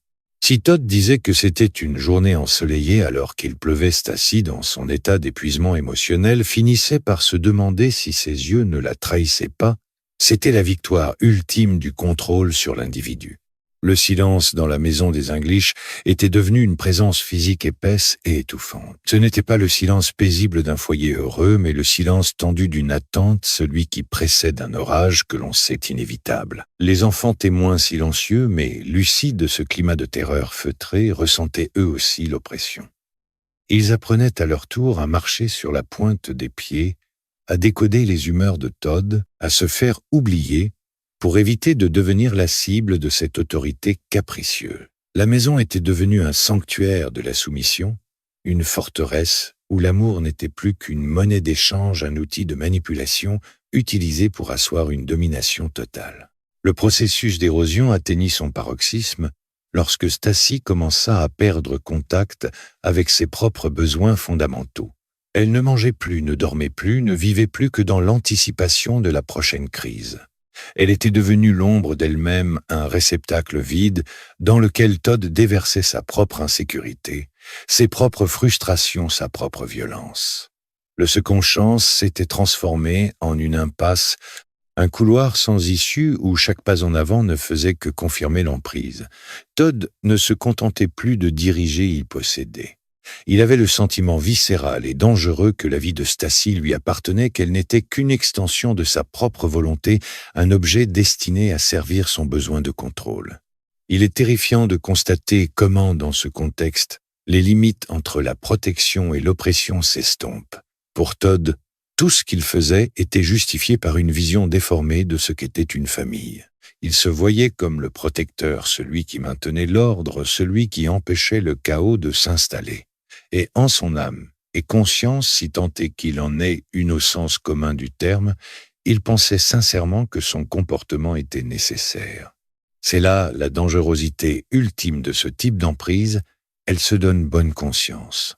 Elle se pare des habits de la vertu, de la discipline, de l'engagement pour masquer sa nature profonde, un besoin de domination pure et simple. Stacy, au centre de ce tourbillon, ne pouvait plus lutter. Elle était à bout de force isolée, surveillée, dépossédée. Le décor était planté, les tensions accumulées, et il ne manquait plus que l'étincelle pour faire basculer ce drame psychologique vers l'irréparable. Le temps s'était figé dans une attente insoutenable, et le silence des murs ne faisait que souligner par son contraste la violence sourde qui régnait en maître. La tragédie n'était plus une possibilité, c'était une certitude nichée au cœur même de cette vie qui, aux yeux du monde, semblait encore si parfaite. À mesure que l'étau se resserrait autour de Stacy, une atmosphère de paranoïa délétère, S'était installée au sein du foyer une tension si dense qu'elle semblait saturer l'air que l'on y respirait. Todd English, conforté dans son illusion de toute puissance par l'isolement quasi total de sa conjointe, ne parvenait plus à modérer ses pulsions de contrôle. Ce qui était autrefois une contrainte psychologique subtile avait muté en une menace permanente, une épée de Damoclès suspendue au-dessus de la vie de Stacy. Il ne s'agissait plus de diriger sa vie, il s'agissait désormais d'effacer sa volonté propre pour la remplacer par une obéissance aveugle, une soumission totale qui n'admettait aucune exception. Stacy, quant à elle, vivait dans un état de vigilance, exacerbé à un état de choc chronique où chaque geste, chaque mot était soupçonné, analysé, calculé pour éviter d'éveiller les foudres d'un homme dont l'humeur était devenue l'unique baromètre de son existence. La façade qu'il présentait au reste du monde, ce tableau idyllique de la famille américaine heureuse et unie, était devenu pour Todd une obsession. Plus la réalité domestique sombrait dans une noirceur étouffante, plus il exigeait que l'image publique reste impeccable. C'était là le point de rupture, l'endroit où la schizophrénie de leur vie commune menaçait de tout faire voler en éclats. Pour Todd, la moindre faille dans cette mise en scène, le moindre signe extérieur de détresse de la part de Stacy, était perçu non pas comme un appel à l'aide, mais comme une insulte personnelle, une remise en question de sa capacité à maintenir le contrôle. Il ne pouvait tolérer la dissidence, car dans son esprit, la dissidence était synonyme de chaos, et il se voyait dans une parodie d'héroïsme comme le seul garant de l'ordre. Il est effrayant d'observer comment, dans cette phase ultime, la communication entre les deux époux avait cessé d'exister. Les mots n'étaient plus des vecteurs de partage ou d'échange, mais des armes de sommation ou de justification. Todd utilisait le langage pour enfermer Stacy dans une culpabilité sans issue, retournant chaque situation, chaque émotion, chaque désir contre elle, avec une habileté froide et calculée. Il l'avait amenée à un état de dissociation où elle ne pouvait plus distinguer ses propres besoins de ceux que Todd lui imposait. Elle était devenue une extension, un pion sur l'échiquier de son obsession. Et le plus tragique, c'est que Stacy, dans son épuisement total, avait fini par croire qu'elle était réellement responsable de ce climat de terreur. Elle avait intégré le discours de Todd. Elle était difficile, elle était instable. Elle était incapable de comprendre le sacrifice qu'il faisait pour elle. Le basculement vers l'irréparable ne fut pas un acte de fureur spontanée, mais l'aboutissement logique d'une logique de dépossession absolue. Todd, incapable de supporter la moindre autonomie chez celle qu'il considérait comme sa propriété, sentait que son emprise glissait. Chaque tentative même infime de Stacy pour retrouver un fragment de vie privée, pour renouer un lien, pour simplement respirer, était perçue comme une menace existentielle. La paranoïa de Todd atteignait des sommets. Il commença à interpréter des signes inexistants, à construire des scénarios de trahison où Stacy serait le complice d'un complot imaginaire visant à le détruire. Cette distorsion de la réalité est le propre des prédateurs qui, sentant que leur emprise vacille, durcissent leur posture, quitte à tout détruire pour conserver le contrôle sur les débris. Les nuits autrefois synonymes de repos étaient devenues des épreuves de force. C'est dans l'intimité là où les masques tombent et où la vulnérabilité est la plus grande que la cruauté de Todd s'exprimait avec le plus de virulence. Stacy était privée de sommeil, harcelée par des questions sans fin, maintenue dans un état d'éveil forcé pour mieux briser sa résistance. Todd ne cherchait pas le repos. Il voulait au plus profond de son être entendre Stacy renoncer, admettre que sa vie ne lui appartenait plus, qu'elle n'était que le reflet de sa propre volonté. C'était une torture psychologique, lente, une érosion de l'âme qui, jour après jour, détruisait la structure même de l'individu. À ce stade, le point de non-retour était déjà franchi. L'espace domestique était devenu un vide où toute humanité avait été aspirée. Stacy n'était plus qu'une enveloppe vide d'une présence spectrale dans une maison qui, il y a encore quelques années, aurait dû être le théâtre de ses plus beaux moments. Le contraste entre les photos accrochées au mur témoignage d'un passé qui semblait appartenir à une autre vie et la réalité de l'instant présent était saisissant. Ces images n'étaient plus que des vestiges d'épreuves d'une illusion que le temps avait fini par consumer. Todd, quant à lui, était désormais prisonnier de son propre monstre.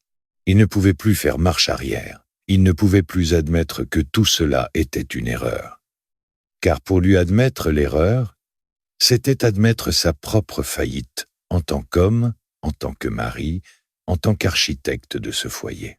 Le drame était en marche inéluctable, comme le ressac chargé d'une tension qui ne pouvait plus se résoudre que par une issue tragique.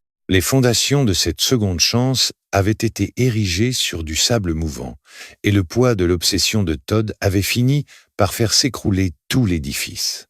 Dans le silence oppressant de cette demeure, le temps s'était suspendu attendant l'étincelle finale, qui viendrait clore ce chapitre de souffrance et ouvrir celui infiniment plus sombre de la perte. La tragédie n'était plus une éventualité. Elle était la conclusion nécessaire d'un système qui, né de la volonté de posséder, ne pouvait que finir dans la destruction pure et simple. Stacy, au centre de ce cyclone, n'avait plus qu'à attendre le dénouement, une fin qui, dans sa cruauté, viendrait mettre un terme définitif à cette agonie silencieuse, marquant le passage de l'ombre à une obscurité absolue, dont nous allons maintenant découvrir les terribles circonstances. Le crépuscule qui s'abattit sur la demeure des English, ce soir-là, n'avait rien de commun avec les précédents. Il portait en lui une lourdeur presque physique, une électricité statique qui semblait figer l'air dans une immobilité surnaturelle. Tout au long de ces derniers mois, la vie à l'intérieur de ces murs avait été un lent étouffement, une érosion patiente de la réalité, sous le poids d'une obsession qui n'avait jamais connu de répit. Mais ce soir, l'équilibre précaire, cette chorégraphie épuisante de la soumission et de la dissimulation, finit par céder. Le masque porté avec une précision glaciale par Todd s'est fissuré non pas par accident, mais par une nécessité brutale, celle de celui qui, se sentant acculé dans sa propre folie, décide que le rideau doit tomber. Lorsque le calme reprit enfin ses droits dans la maison, ce ne fut pas la paix qui s'installa, mais un silence sépulcral, un silence qui hurlait la vérité sur l'irréparable. Todd English se tenait là dans le foyer qu'il avait érigé en forteresse de son ego face à l'aboutissement de son entreprise de dépossession. Dans cette pièce plongée dans une pénombre presque opaque, chaque objet, chaque recoin, semblait porter le poids d'un secret trop lourd à contenir. Il n'y avait plus de place pour la mise en scène, plus de place pour le rôle du mari idéal, du protecteur bienveillant qui avait si longtemps berné les voisins et la communauté. Ce qui restait, c'était l'essence pure dépouillée de tout artifice du monstre qui avait agi dans l'ombre. La scène était pour qui savait regarder la signature d'une vie entière dédiée à la domination, une architecture de la destruction dont Stacy n'était hélas que la victime ultime. À cet instant précis, le temps semblait s'être arrêté, laissant Todd seul face au miroir de sa propre cruauté. La découverte de l'horreur fut une onde de choc qui, dans un premier temps, sembla défier toute logique. Lorsque les secours, alertés par ce qui devait être une performance magistrale de la part de Todd, arrivèrent sur les lieux, ils ne furent pas confrontés à une tragédie aléatoire, mais à une mise en scène macabre. Todd, avec une présence d'esprit que seule une psychologie totalement déconnectée de l'empathie peut engendrer, tentait déjà de tisser le récit de son innocence. Il était, à l'entendre le mari dévaster l'homme brisé par un accident, une fatalité incompréhensible. Mais la scène, elle racontait une toute autre histoire. Elle parlait de lutte de dépossession, de cette agonie silencieuse que Stacy avait dû endurer dans la solitude la plus totale, coupée du monde par l'emprise de celui en qui elle avait cru trouver sa seconde chance. Les enquêteurs, aguerris au rouage sombre des crimes domestiques, comprirent immédiatement que les apparences étaient dans cette affaire l'arme principale du coupable. La perfection affichée de ce foyer était la clé de lecture de ce drame. Ils savaient par expérience que les violences les plus dévastatrices ne sont pas celles qui éclatent soudainement, mais celles qui, germant dans le terreau de la possession quotidienne, dans ces petits actes de contrôle qui, mis bout à bout, finissent par anéantir une existence. Todd ne les avait pas attendus pour construire son alibi, mais chaque détail sur la scène du crime semblait contredire ses paroles. Il y avait dans la configuration des lieux, dans l'agencement même de cette vie brisée des indices, qui hurlait la préméditation, une volonté farouche de faire taire une autonomie qui, pour Todd, n'était devenue qu'une insupportable menace. Pendant que l'enquête commençait dans une atmosphère alourdie par le poids des non-dits et le choc de la découverte, Todd continuait son jeu de rôle oscillant entre une détresse feinte et une froideur calculée. C'était fascinant et terrifiant, à la fois de voir avec quelle aisance il tentait de manipuler les faits, de réécrire le récit de cette nuit fatidique pour l'adapter à l'image qu'il avait toujours voulu projeter. Mais la réalité est une matière têtue. Elle ne se laisse pas indéfiniment plier au désir de ceux qui veulent en occulter la noirceur. Les preuves techniques, les témoignages recueillis dans l'entourage, la chronologie des événements. Tout commençait à converger vers une seule et même conclusion. La tragédie n'était pas un accident, mais l'aboutissement final implacable d'un processus de destruction qui durait depuis des années. C'est dans ce moment de bascule, alors que le monde extérieur commençait à réaliser l'ampleur du secret qui se cachait derrière la porte close des English, que l'on mesure toute la tragédie de Stacy. Elle avait cherché la sécurité, elle avait cherché le bonheur, elle avait cru dans sa quête d'une vie meilleure, avoir trouvé un port d'attache.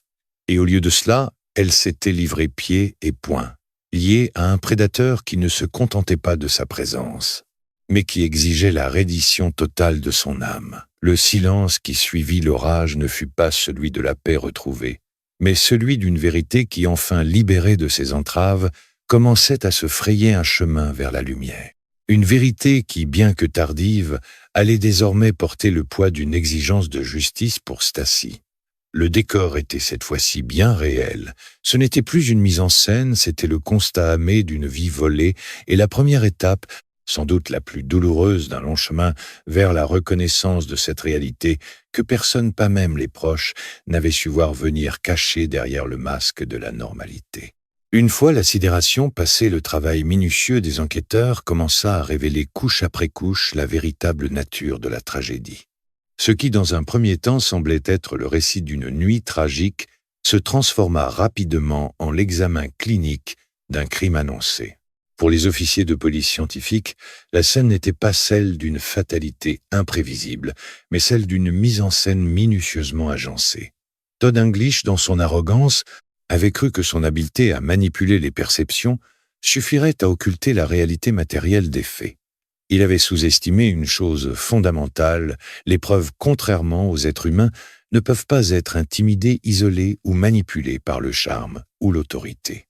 Elles restaient là, froides, muettes, attendant patiemment que la vérité soit reconstruite pièce par pièce à partir de leurs fragments.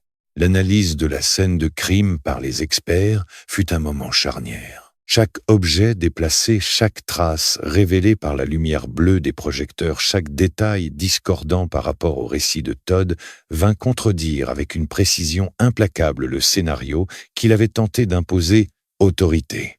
Le contraste était saisissant. D'un côté, Todd, toujours en train de jouer le rôle du veuf éploré, essayant de maintenir le masque de l'homme dévasté.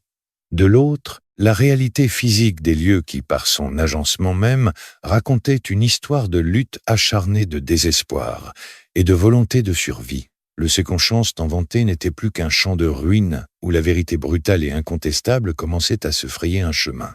Les enquêteurs commencèrent alors à reconstituer le puzzle chronologique des événements.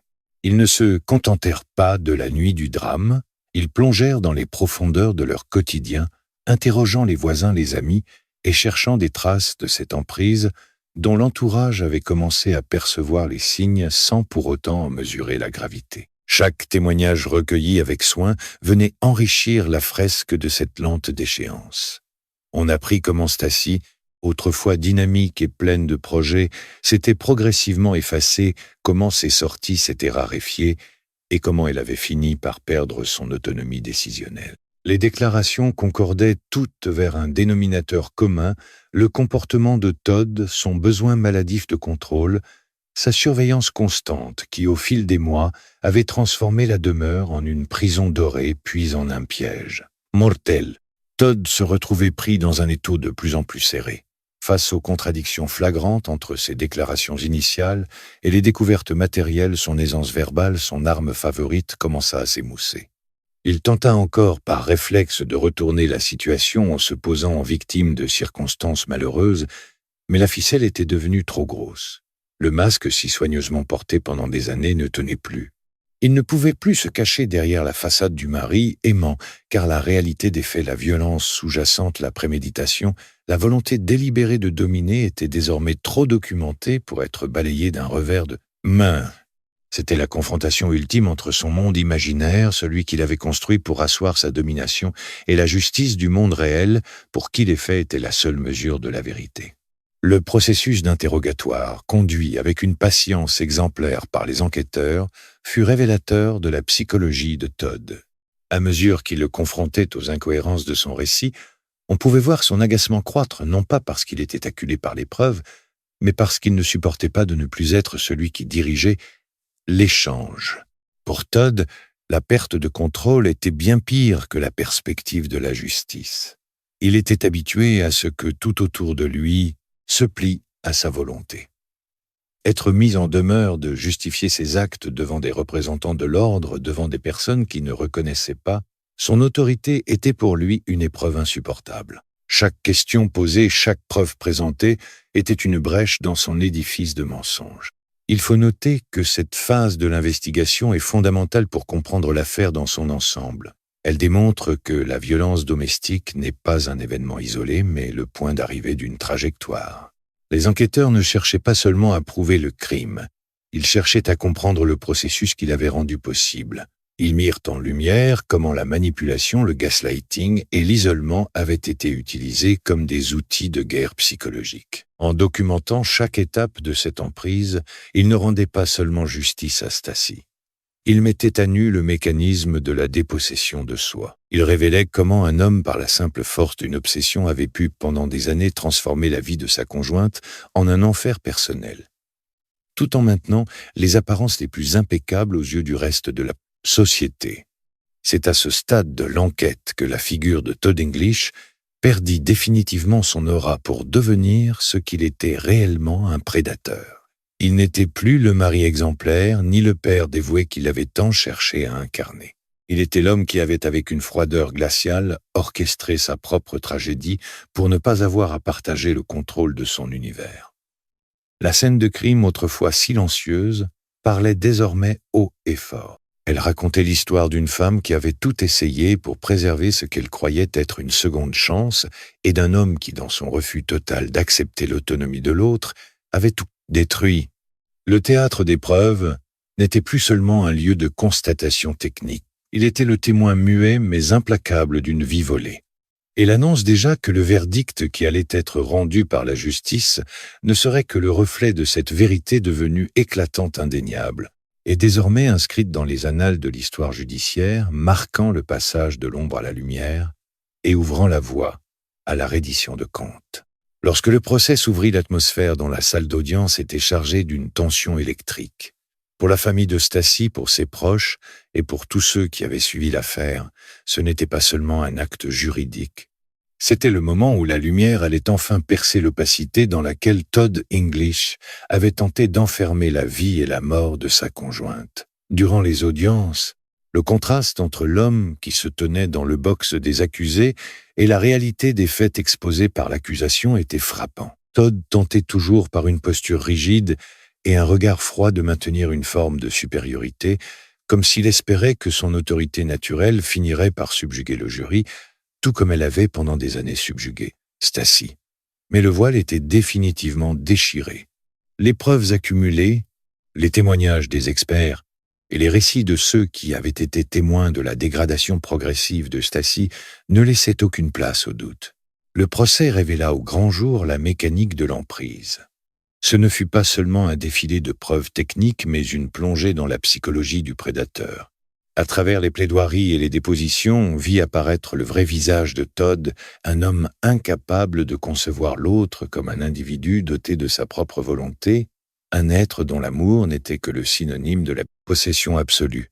Les témoins décrivirent la transformation de Stacy, comment elle était passée de cette femme lumineuse et résiliente à une ombre fragile, vivant dans la terreur permanente, de froisser celui qui, sous le masque du mari parfait, orchestrait sa destruction. Ces témoignages furent les moments les plus poignants de l'audience, car ils rendirent à Stacy sa voix, cette voix que Todd avait si longtemps cherché à faire taire. Le jury, face à la cruauté froide de cet homme qui pensait pouvoir manipuler jusqu'à la vérité judiciaire, rendit un verdict sans appel. La culpabilité de Todd English n'était plus une hypothèse, elle était une certitude gravée dans le marbre de la loi. Lorsqu'il fut reconnu coupable, aucune émotion ne sembla traverser son visage, comme si, jusque dans la défaite, il refusait de concéder la moindre parcelle de vulnérabilité. Mais cette impassibilité n'était plus un signe de force, elle était le constat ultime de son isolement. La justice avait tranché. La seconde chance qu'il avait volée à Stacy ne lui appartenait pas, et la sentence qui fut prononcée marqua la fin définitive de son emprise. L'homme qui avait tout voulu contrôler ne contrôlait plus rien, pas même son propre destin. Pourtant, au-delà de la condamnation, il reste une leçon qui dépasse le cadre strict du droit.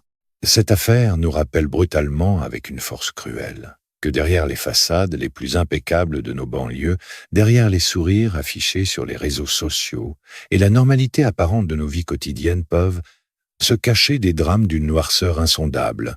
Le monstre n'est pas toujours une figure extérieure à notre monde. Il est parfois celui que l'on croit le mieux connaître, celui avec qui l'on partage son lit, ses repas, ses projets. L'emprise domestique est un cancer silencieux qui dévore la liberté, et le plus grand danger réside souvent dans cette capacité qu'ont les prédateurs à se fondre dans le paysage, à utiliser les codes mêmes de la vertu pour mieux dissimuler leur ignominie.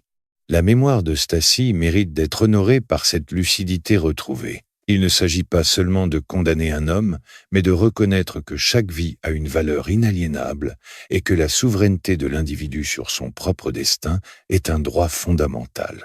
En portant le récit de ce qui lui est arrivé, nous brisons le silence que Todd avait tenté d'imposer. Nous transformons une tragédie intime en un message d'alerte pour toutes celles et ceux qui, aujourd'hui encore, pourraient se trouver piégés dans les mailles invisibles d'une relation toxique. La justice a rendu un verdict, mais le travail de mémoire est un devoir collectif. Il nous incombe de rester vigilants, d'apprendre à lire les signes, à écouter ce que les silences nous disent, et à ne jamais, sous aucun prétexte, laisser une illusion de perfection prendre le pas sur la réalité de la souffrance humaine. Alors que le chapitre se referme sur cette affaire, on ne peut s'empêcher de réfléchir au destin de Stacy et à la tragédie que fut cette seconde chance. Elle avait espéré la lumière, et c'est dans l'ombre d'une domination brutale qu'elle a fini ses jours. Mais dans la condamnation de son bourreau, une part de justice a été rétablie. Le monstre est désormais hors d'état de nuire.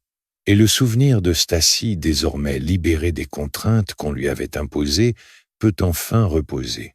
Cette affaire restera dans les mémoires comme une illustration poignante de la fragilité de nos vies et de la nécessité impérieuse de protéger par-dessus toute la liberté de choisir qui nous sommes et comment nous voulons vivre.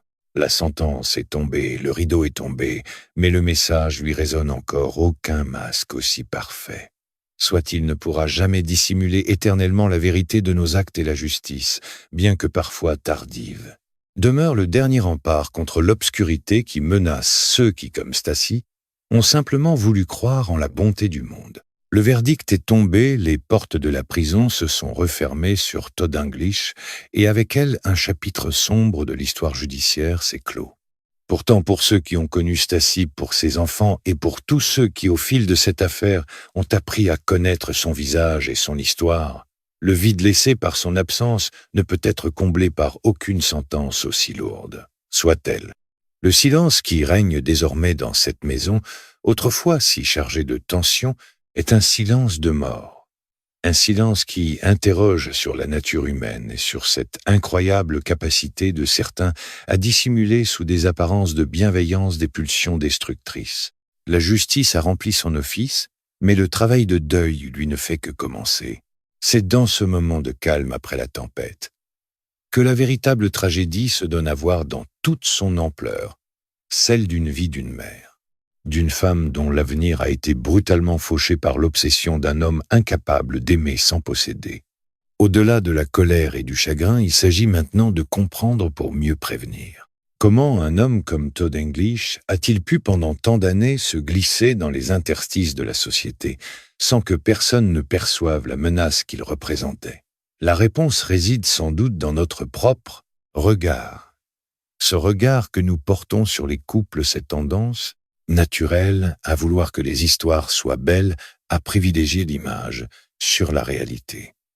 Et à croire que, dans nos banlieues tranquilles, les monstres n'ont pas leur place.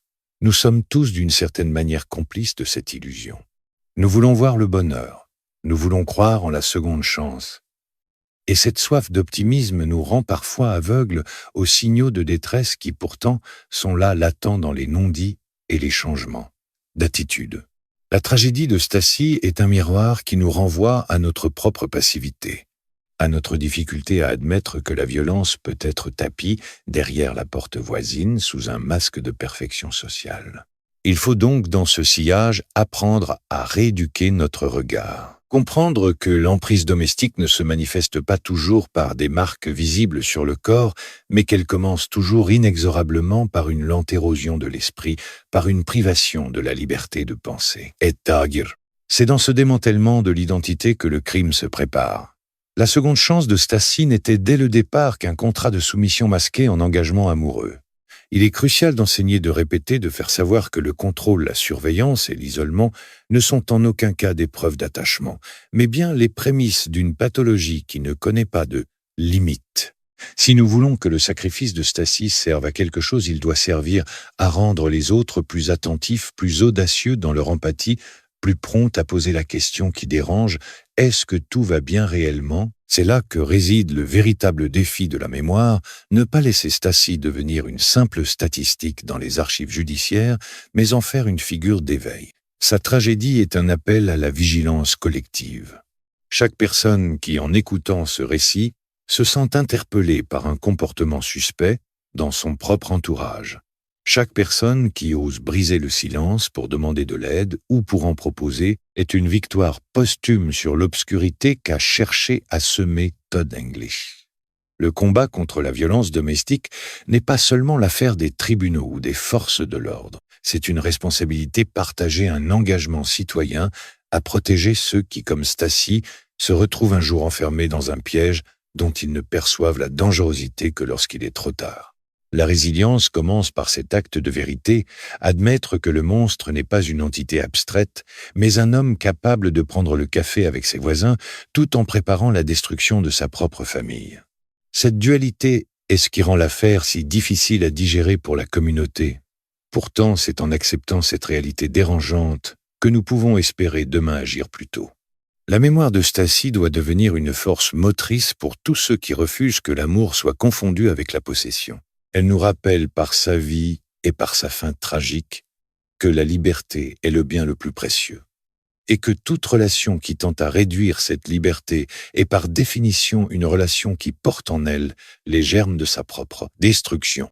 Alors tandis que nous tournons les pages de ce chapitre, nous ne pouvons nous empêcher de ressentir une profonde tristesse pour Stacy, mais aussi une forme d'espoir. Espoir que son histoire serve de bouclier pour d'autres.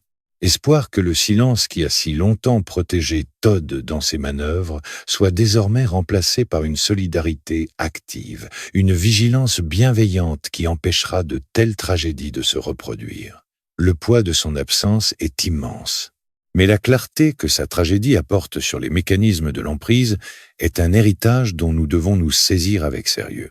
C'est en honorant la dignité de Stacy, en reconnaissant sa valeur en tant qu'individu, que nous commençons pas à pas à construire une société où les secondes chances ne seront plus des pièges mais de véritables promesses de bonheur libérées de la peur et de la domination, inscrites dans une vérité qui enfin ne craindra plus la lumière du jour. Après la tempête judiciaire, alors que les échos du verdict s'estompent et que la vie pour le reste du monde reprend son cours, il reste cette question lancinante qui hante les consciences: comment transformer cette douleur brute en un levier de changement. L'affaire Stacy English ne peut se résumer à une tragédie de plus reléguée aux oubliettes des faits divers.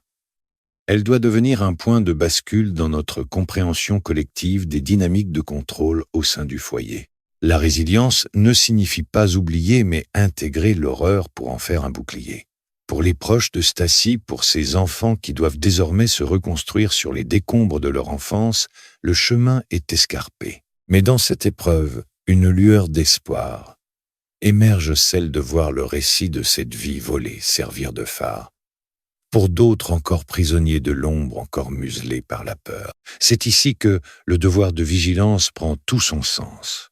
Nous avons trop longtemps vécu avec l'idée que la sphère privée est un sanctuaire inviolable, un lieu où le regard extérieur n'a pas sa place. Cette conception a été et reste le rempart le plus efficace pour les prédateurs comme Todd English. En se retranchant derrière le droit à l'intimité, il s'offre le luxe de la cruauté à huis clos. Il est temps de repenser cette frontière. La vigilance ne signifie pas l'intrusion. Elle signifie la présence. Elle signifie rester attentif à ces petites altérations de la personnalité, à ces sourires qui ne touchent plus les yeux, à ce retrait progressif des activités sociales qui autrefois faisaient la joie de la victime. Une société qui se dit solidaire est une société qui accepte de regarder au-delà des façades, qui accepte de poser des questions inconfortables et qui s'autorise à douter même lorsque tout en apparence semble parfaitement orchestré. La guérison dans une telle tragédie est un processus qui nécessite de déconstruire le mythe du mari parfait. Todd English était une construction, une projection de ce que la société valorise le plus, la réussite, la stabilité, la figure du protecteur.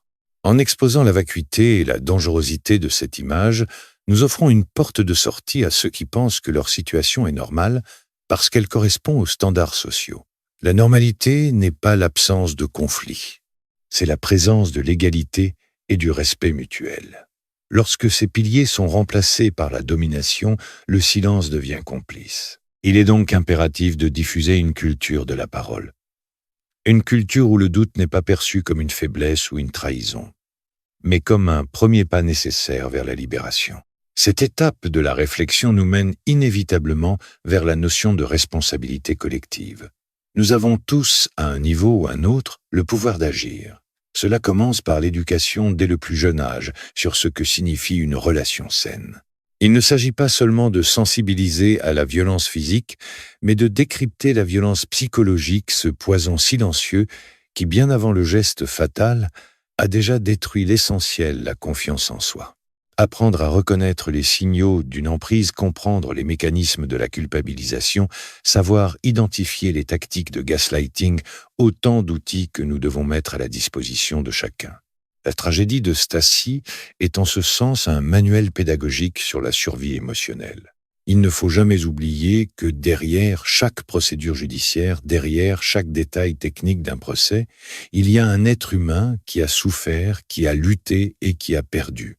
Rendre hommage à Stacy, c'est s'engager à ne plus laisser les apparences masquer les réalités. C'est refuser avec fermeté la loi du silence.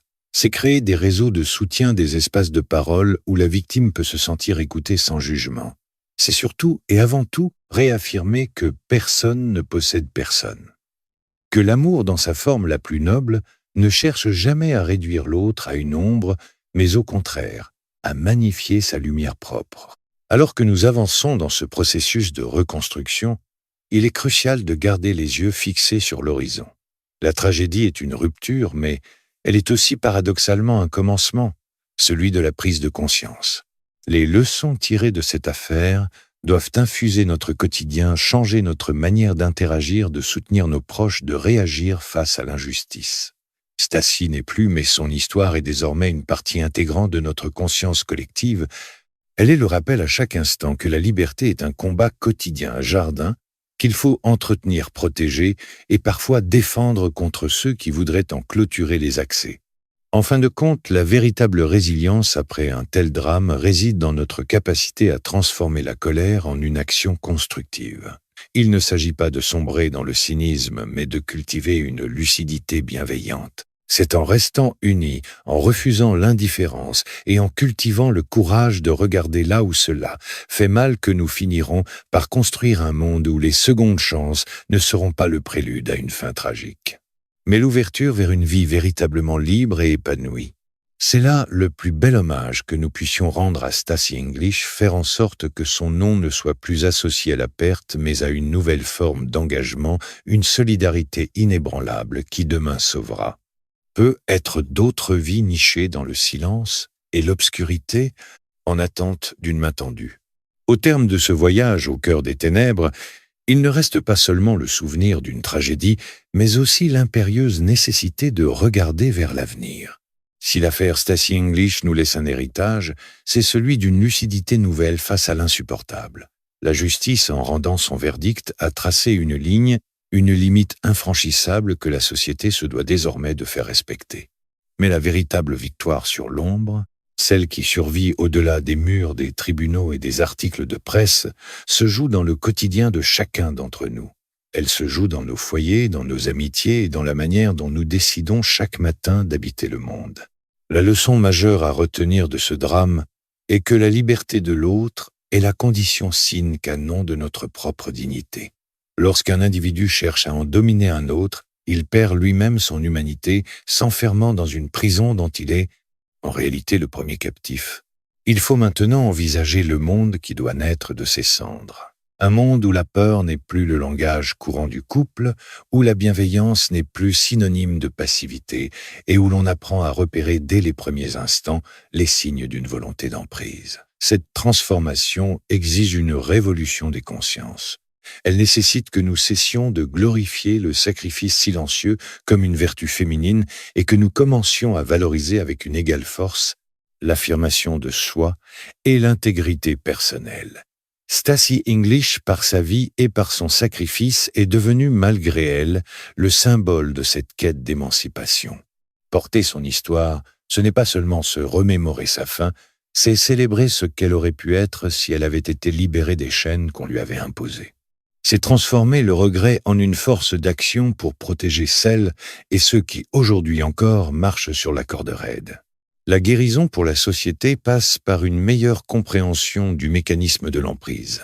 Ce ne sont pas des phénomènes magiques ou inéluctables, ce sont des processus identifiables documentés que l'éducation et la solidarité peuvent déjouer. En brisant le sceau du secret qui entoure souvent la violence domestique, nous affaiblissons les fondations même sur lesquelles les prédateurs bâtissent leur pouvoir. La parole est à bien des égards l'arme la plus puissante que nous possédions. Une parole qui ne se contente pas de dénoncer, mais qui explique, qui oriente, qui rassure. La tragédie de Stasi nous enseigne que personne ne devrait avoir à porter seul le poids d'une relation toxique. L'isolement est le terreau du crime. La connexion est le socle de la survie. Il appartient donc aux institutions, mais surtout aux citoyens de créer ces réseaux de vigilance qui agissent comme des filets de sécurité pour les plus vulnérables. En regardant vers demain, il faut refuser le fatalisme. Il est facile, face à l'horreur, de se dire que le monde est ainsi fait et que de telles tragédies sont inévitables. C'est précisément cette résignation que les prédateurs comme Todd English utilisent à leur avantage. Le refus de la résignation est un acte militant. Croire que chaque situation peut être changée, que chaque victime peut trouver une issue et que chaque foyer peut devenir un lieu de respect mutuel, c'est là l'acte de résistance ultime. C'est en cultivant cet optimisme combatif, cet espoir qui ne se laisse pas abattre, par les faits que nous honorons réellement la mémoire de Stasi. Son histoire ne doit pas nous enfermer dans la mélancolie. Elle doit nous propulser dans une action résolue, une vigilance partagée qui fera en sorte que son nom ne soit jamais oublié. Le message que nous devons transmettre aux générations futures est simple, mais puissant. Votre identité, vos rêves et votre autonomie sont sacrés. Aucune seconde chance, aucun besoin de sécurité, aucune pression sociale ne justifie de renoncer à ce que vous êtes au plus profond de vous-même. Le bonheur n'est pas le fruit d'une soumission, mais le résultat d'un équilibre fondé sur la réciprocité, la confiance et le respect de la liberté de l'autre. Si nous parvenons à ancrer ces valeurs dans nos relations, si nous parvenons à faire de l'empathie une valeur cardinale de notre société, alors nous aurons accompli l'œuvre que Stasi, dans son agonie, aurait sans doute souhaité nous, voire entreprendre. Enfin, il convient de souligner que ce cheminement vers la lumière est un effort collectif qui ne s'arrête jamais. Il s'agit d'une vigilance de chaque instant, une main tendue qui ne se retire jamais, une écoute qui ne s'épuise pas. Stasi English restera pour nous un souvenir gravé, une présence invisible mais persistante qui nous rappelle l'importance de ce que nous avons de plus cher, la vie dans toute sa fragilité et toute sa dignité. Nous ne pouvons changer le passé, nous ne pouvons effacer la douleur des siens, mais nous pouvons décider que ce qui lui est arrivé ne sera pas en vain. En choisissant la lumière, en choisissant de protéger la liberté sous toutes ses formes et en refusant de détourner le regard face à l'injustice, nous écrivons ensemble une fin différente à l'histoire de Stasi. Une fin où la vérité finit par triompher, où la douleur se transforme en sagesse, et où le souvenir loin d'être un poids devient la boussole qui nous guide vers un monde plus sûr, plus conscient et ultimement plus humain. C'est là la promesse que nous faisons aujourd'hui dans le silence de ce récit, ne jamais oublier et surtout ne jamais laisser l'obscurité l'emporter sur la vie.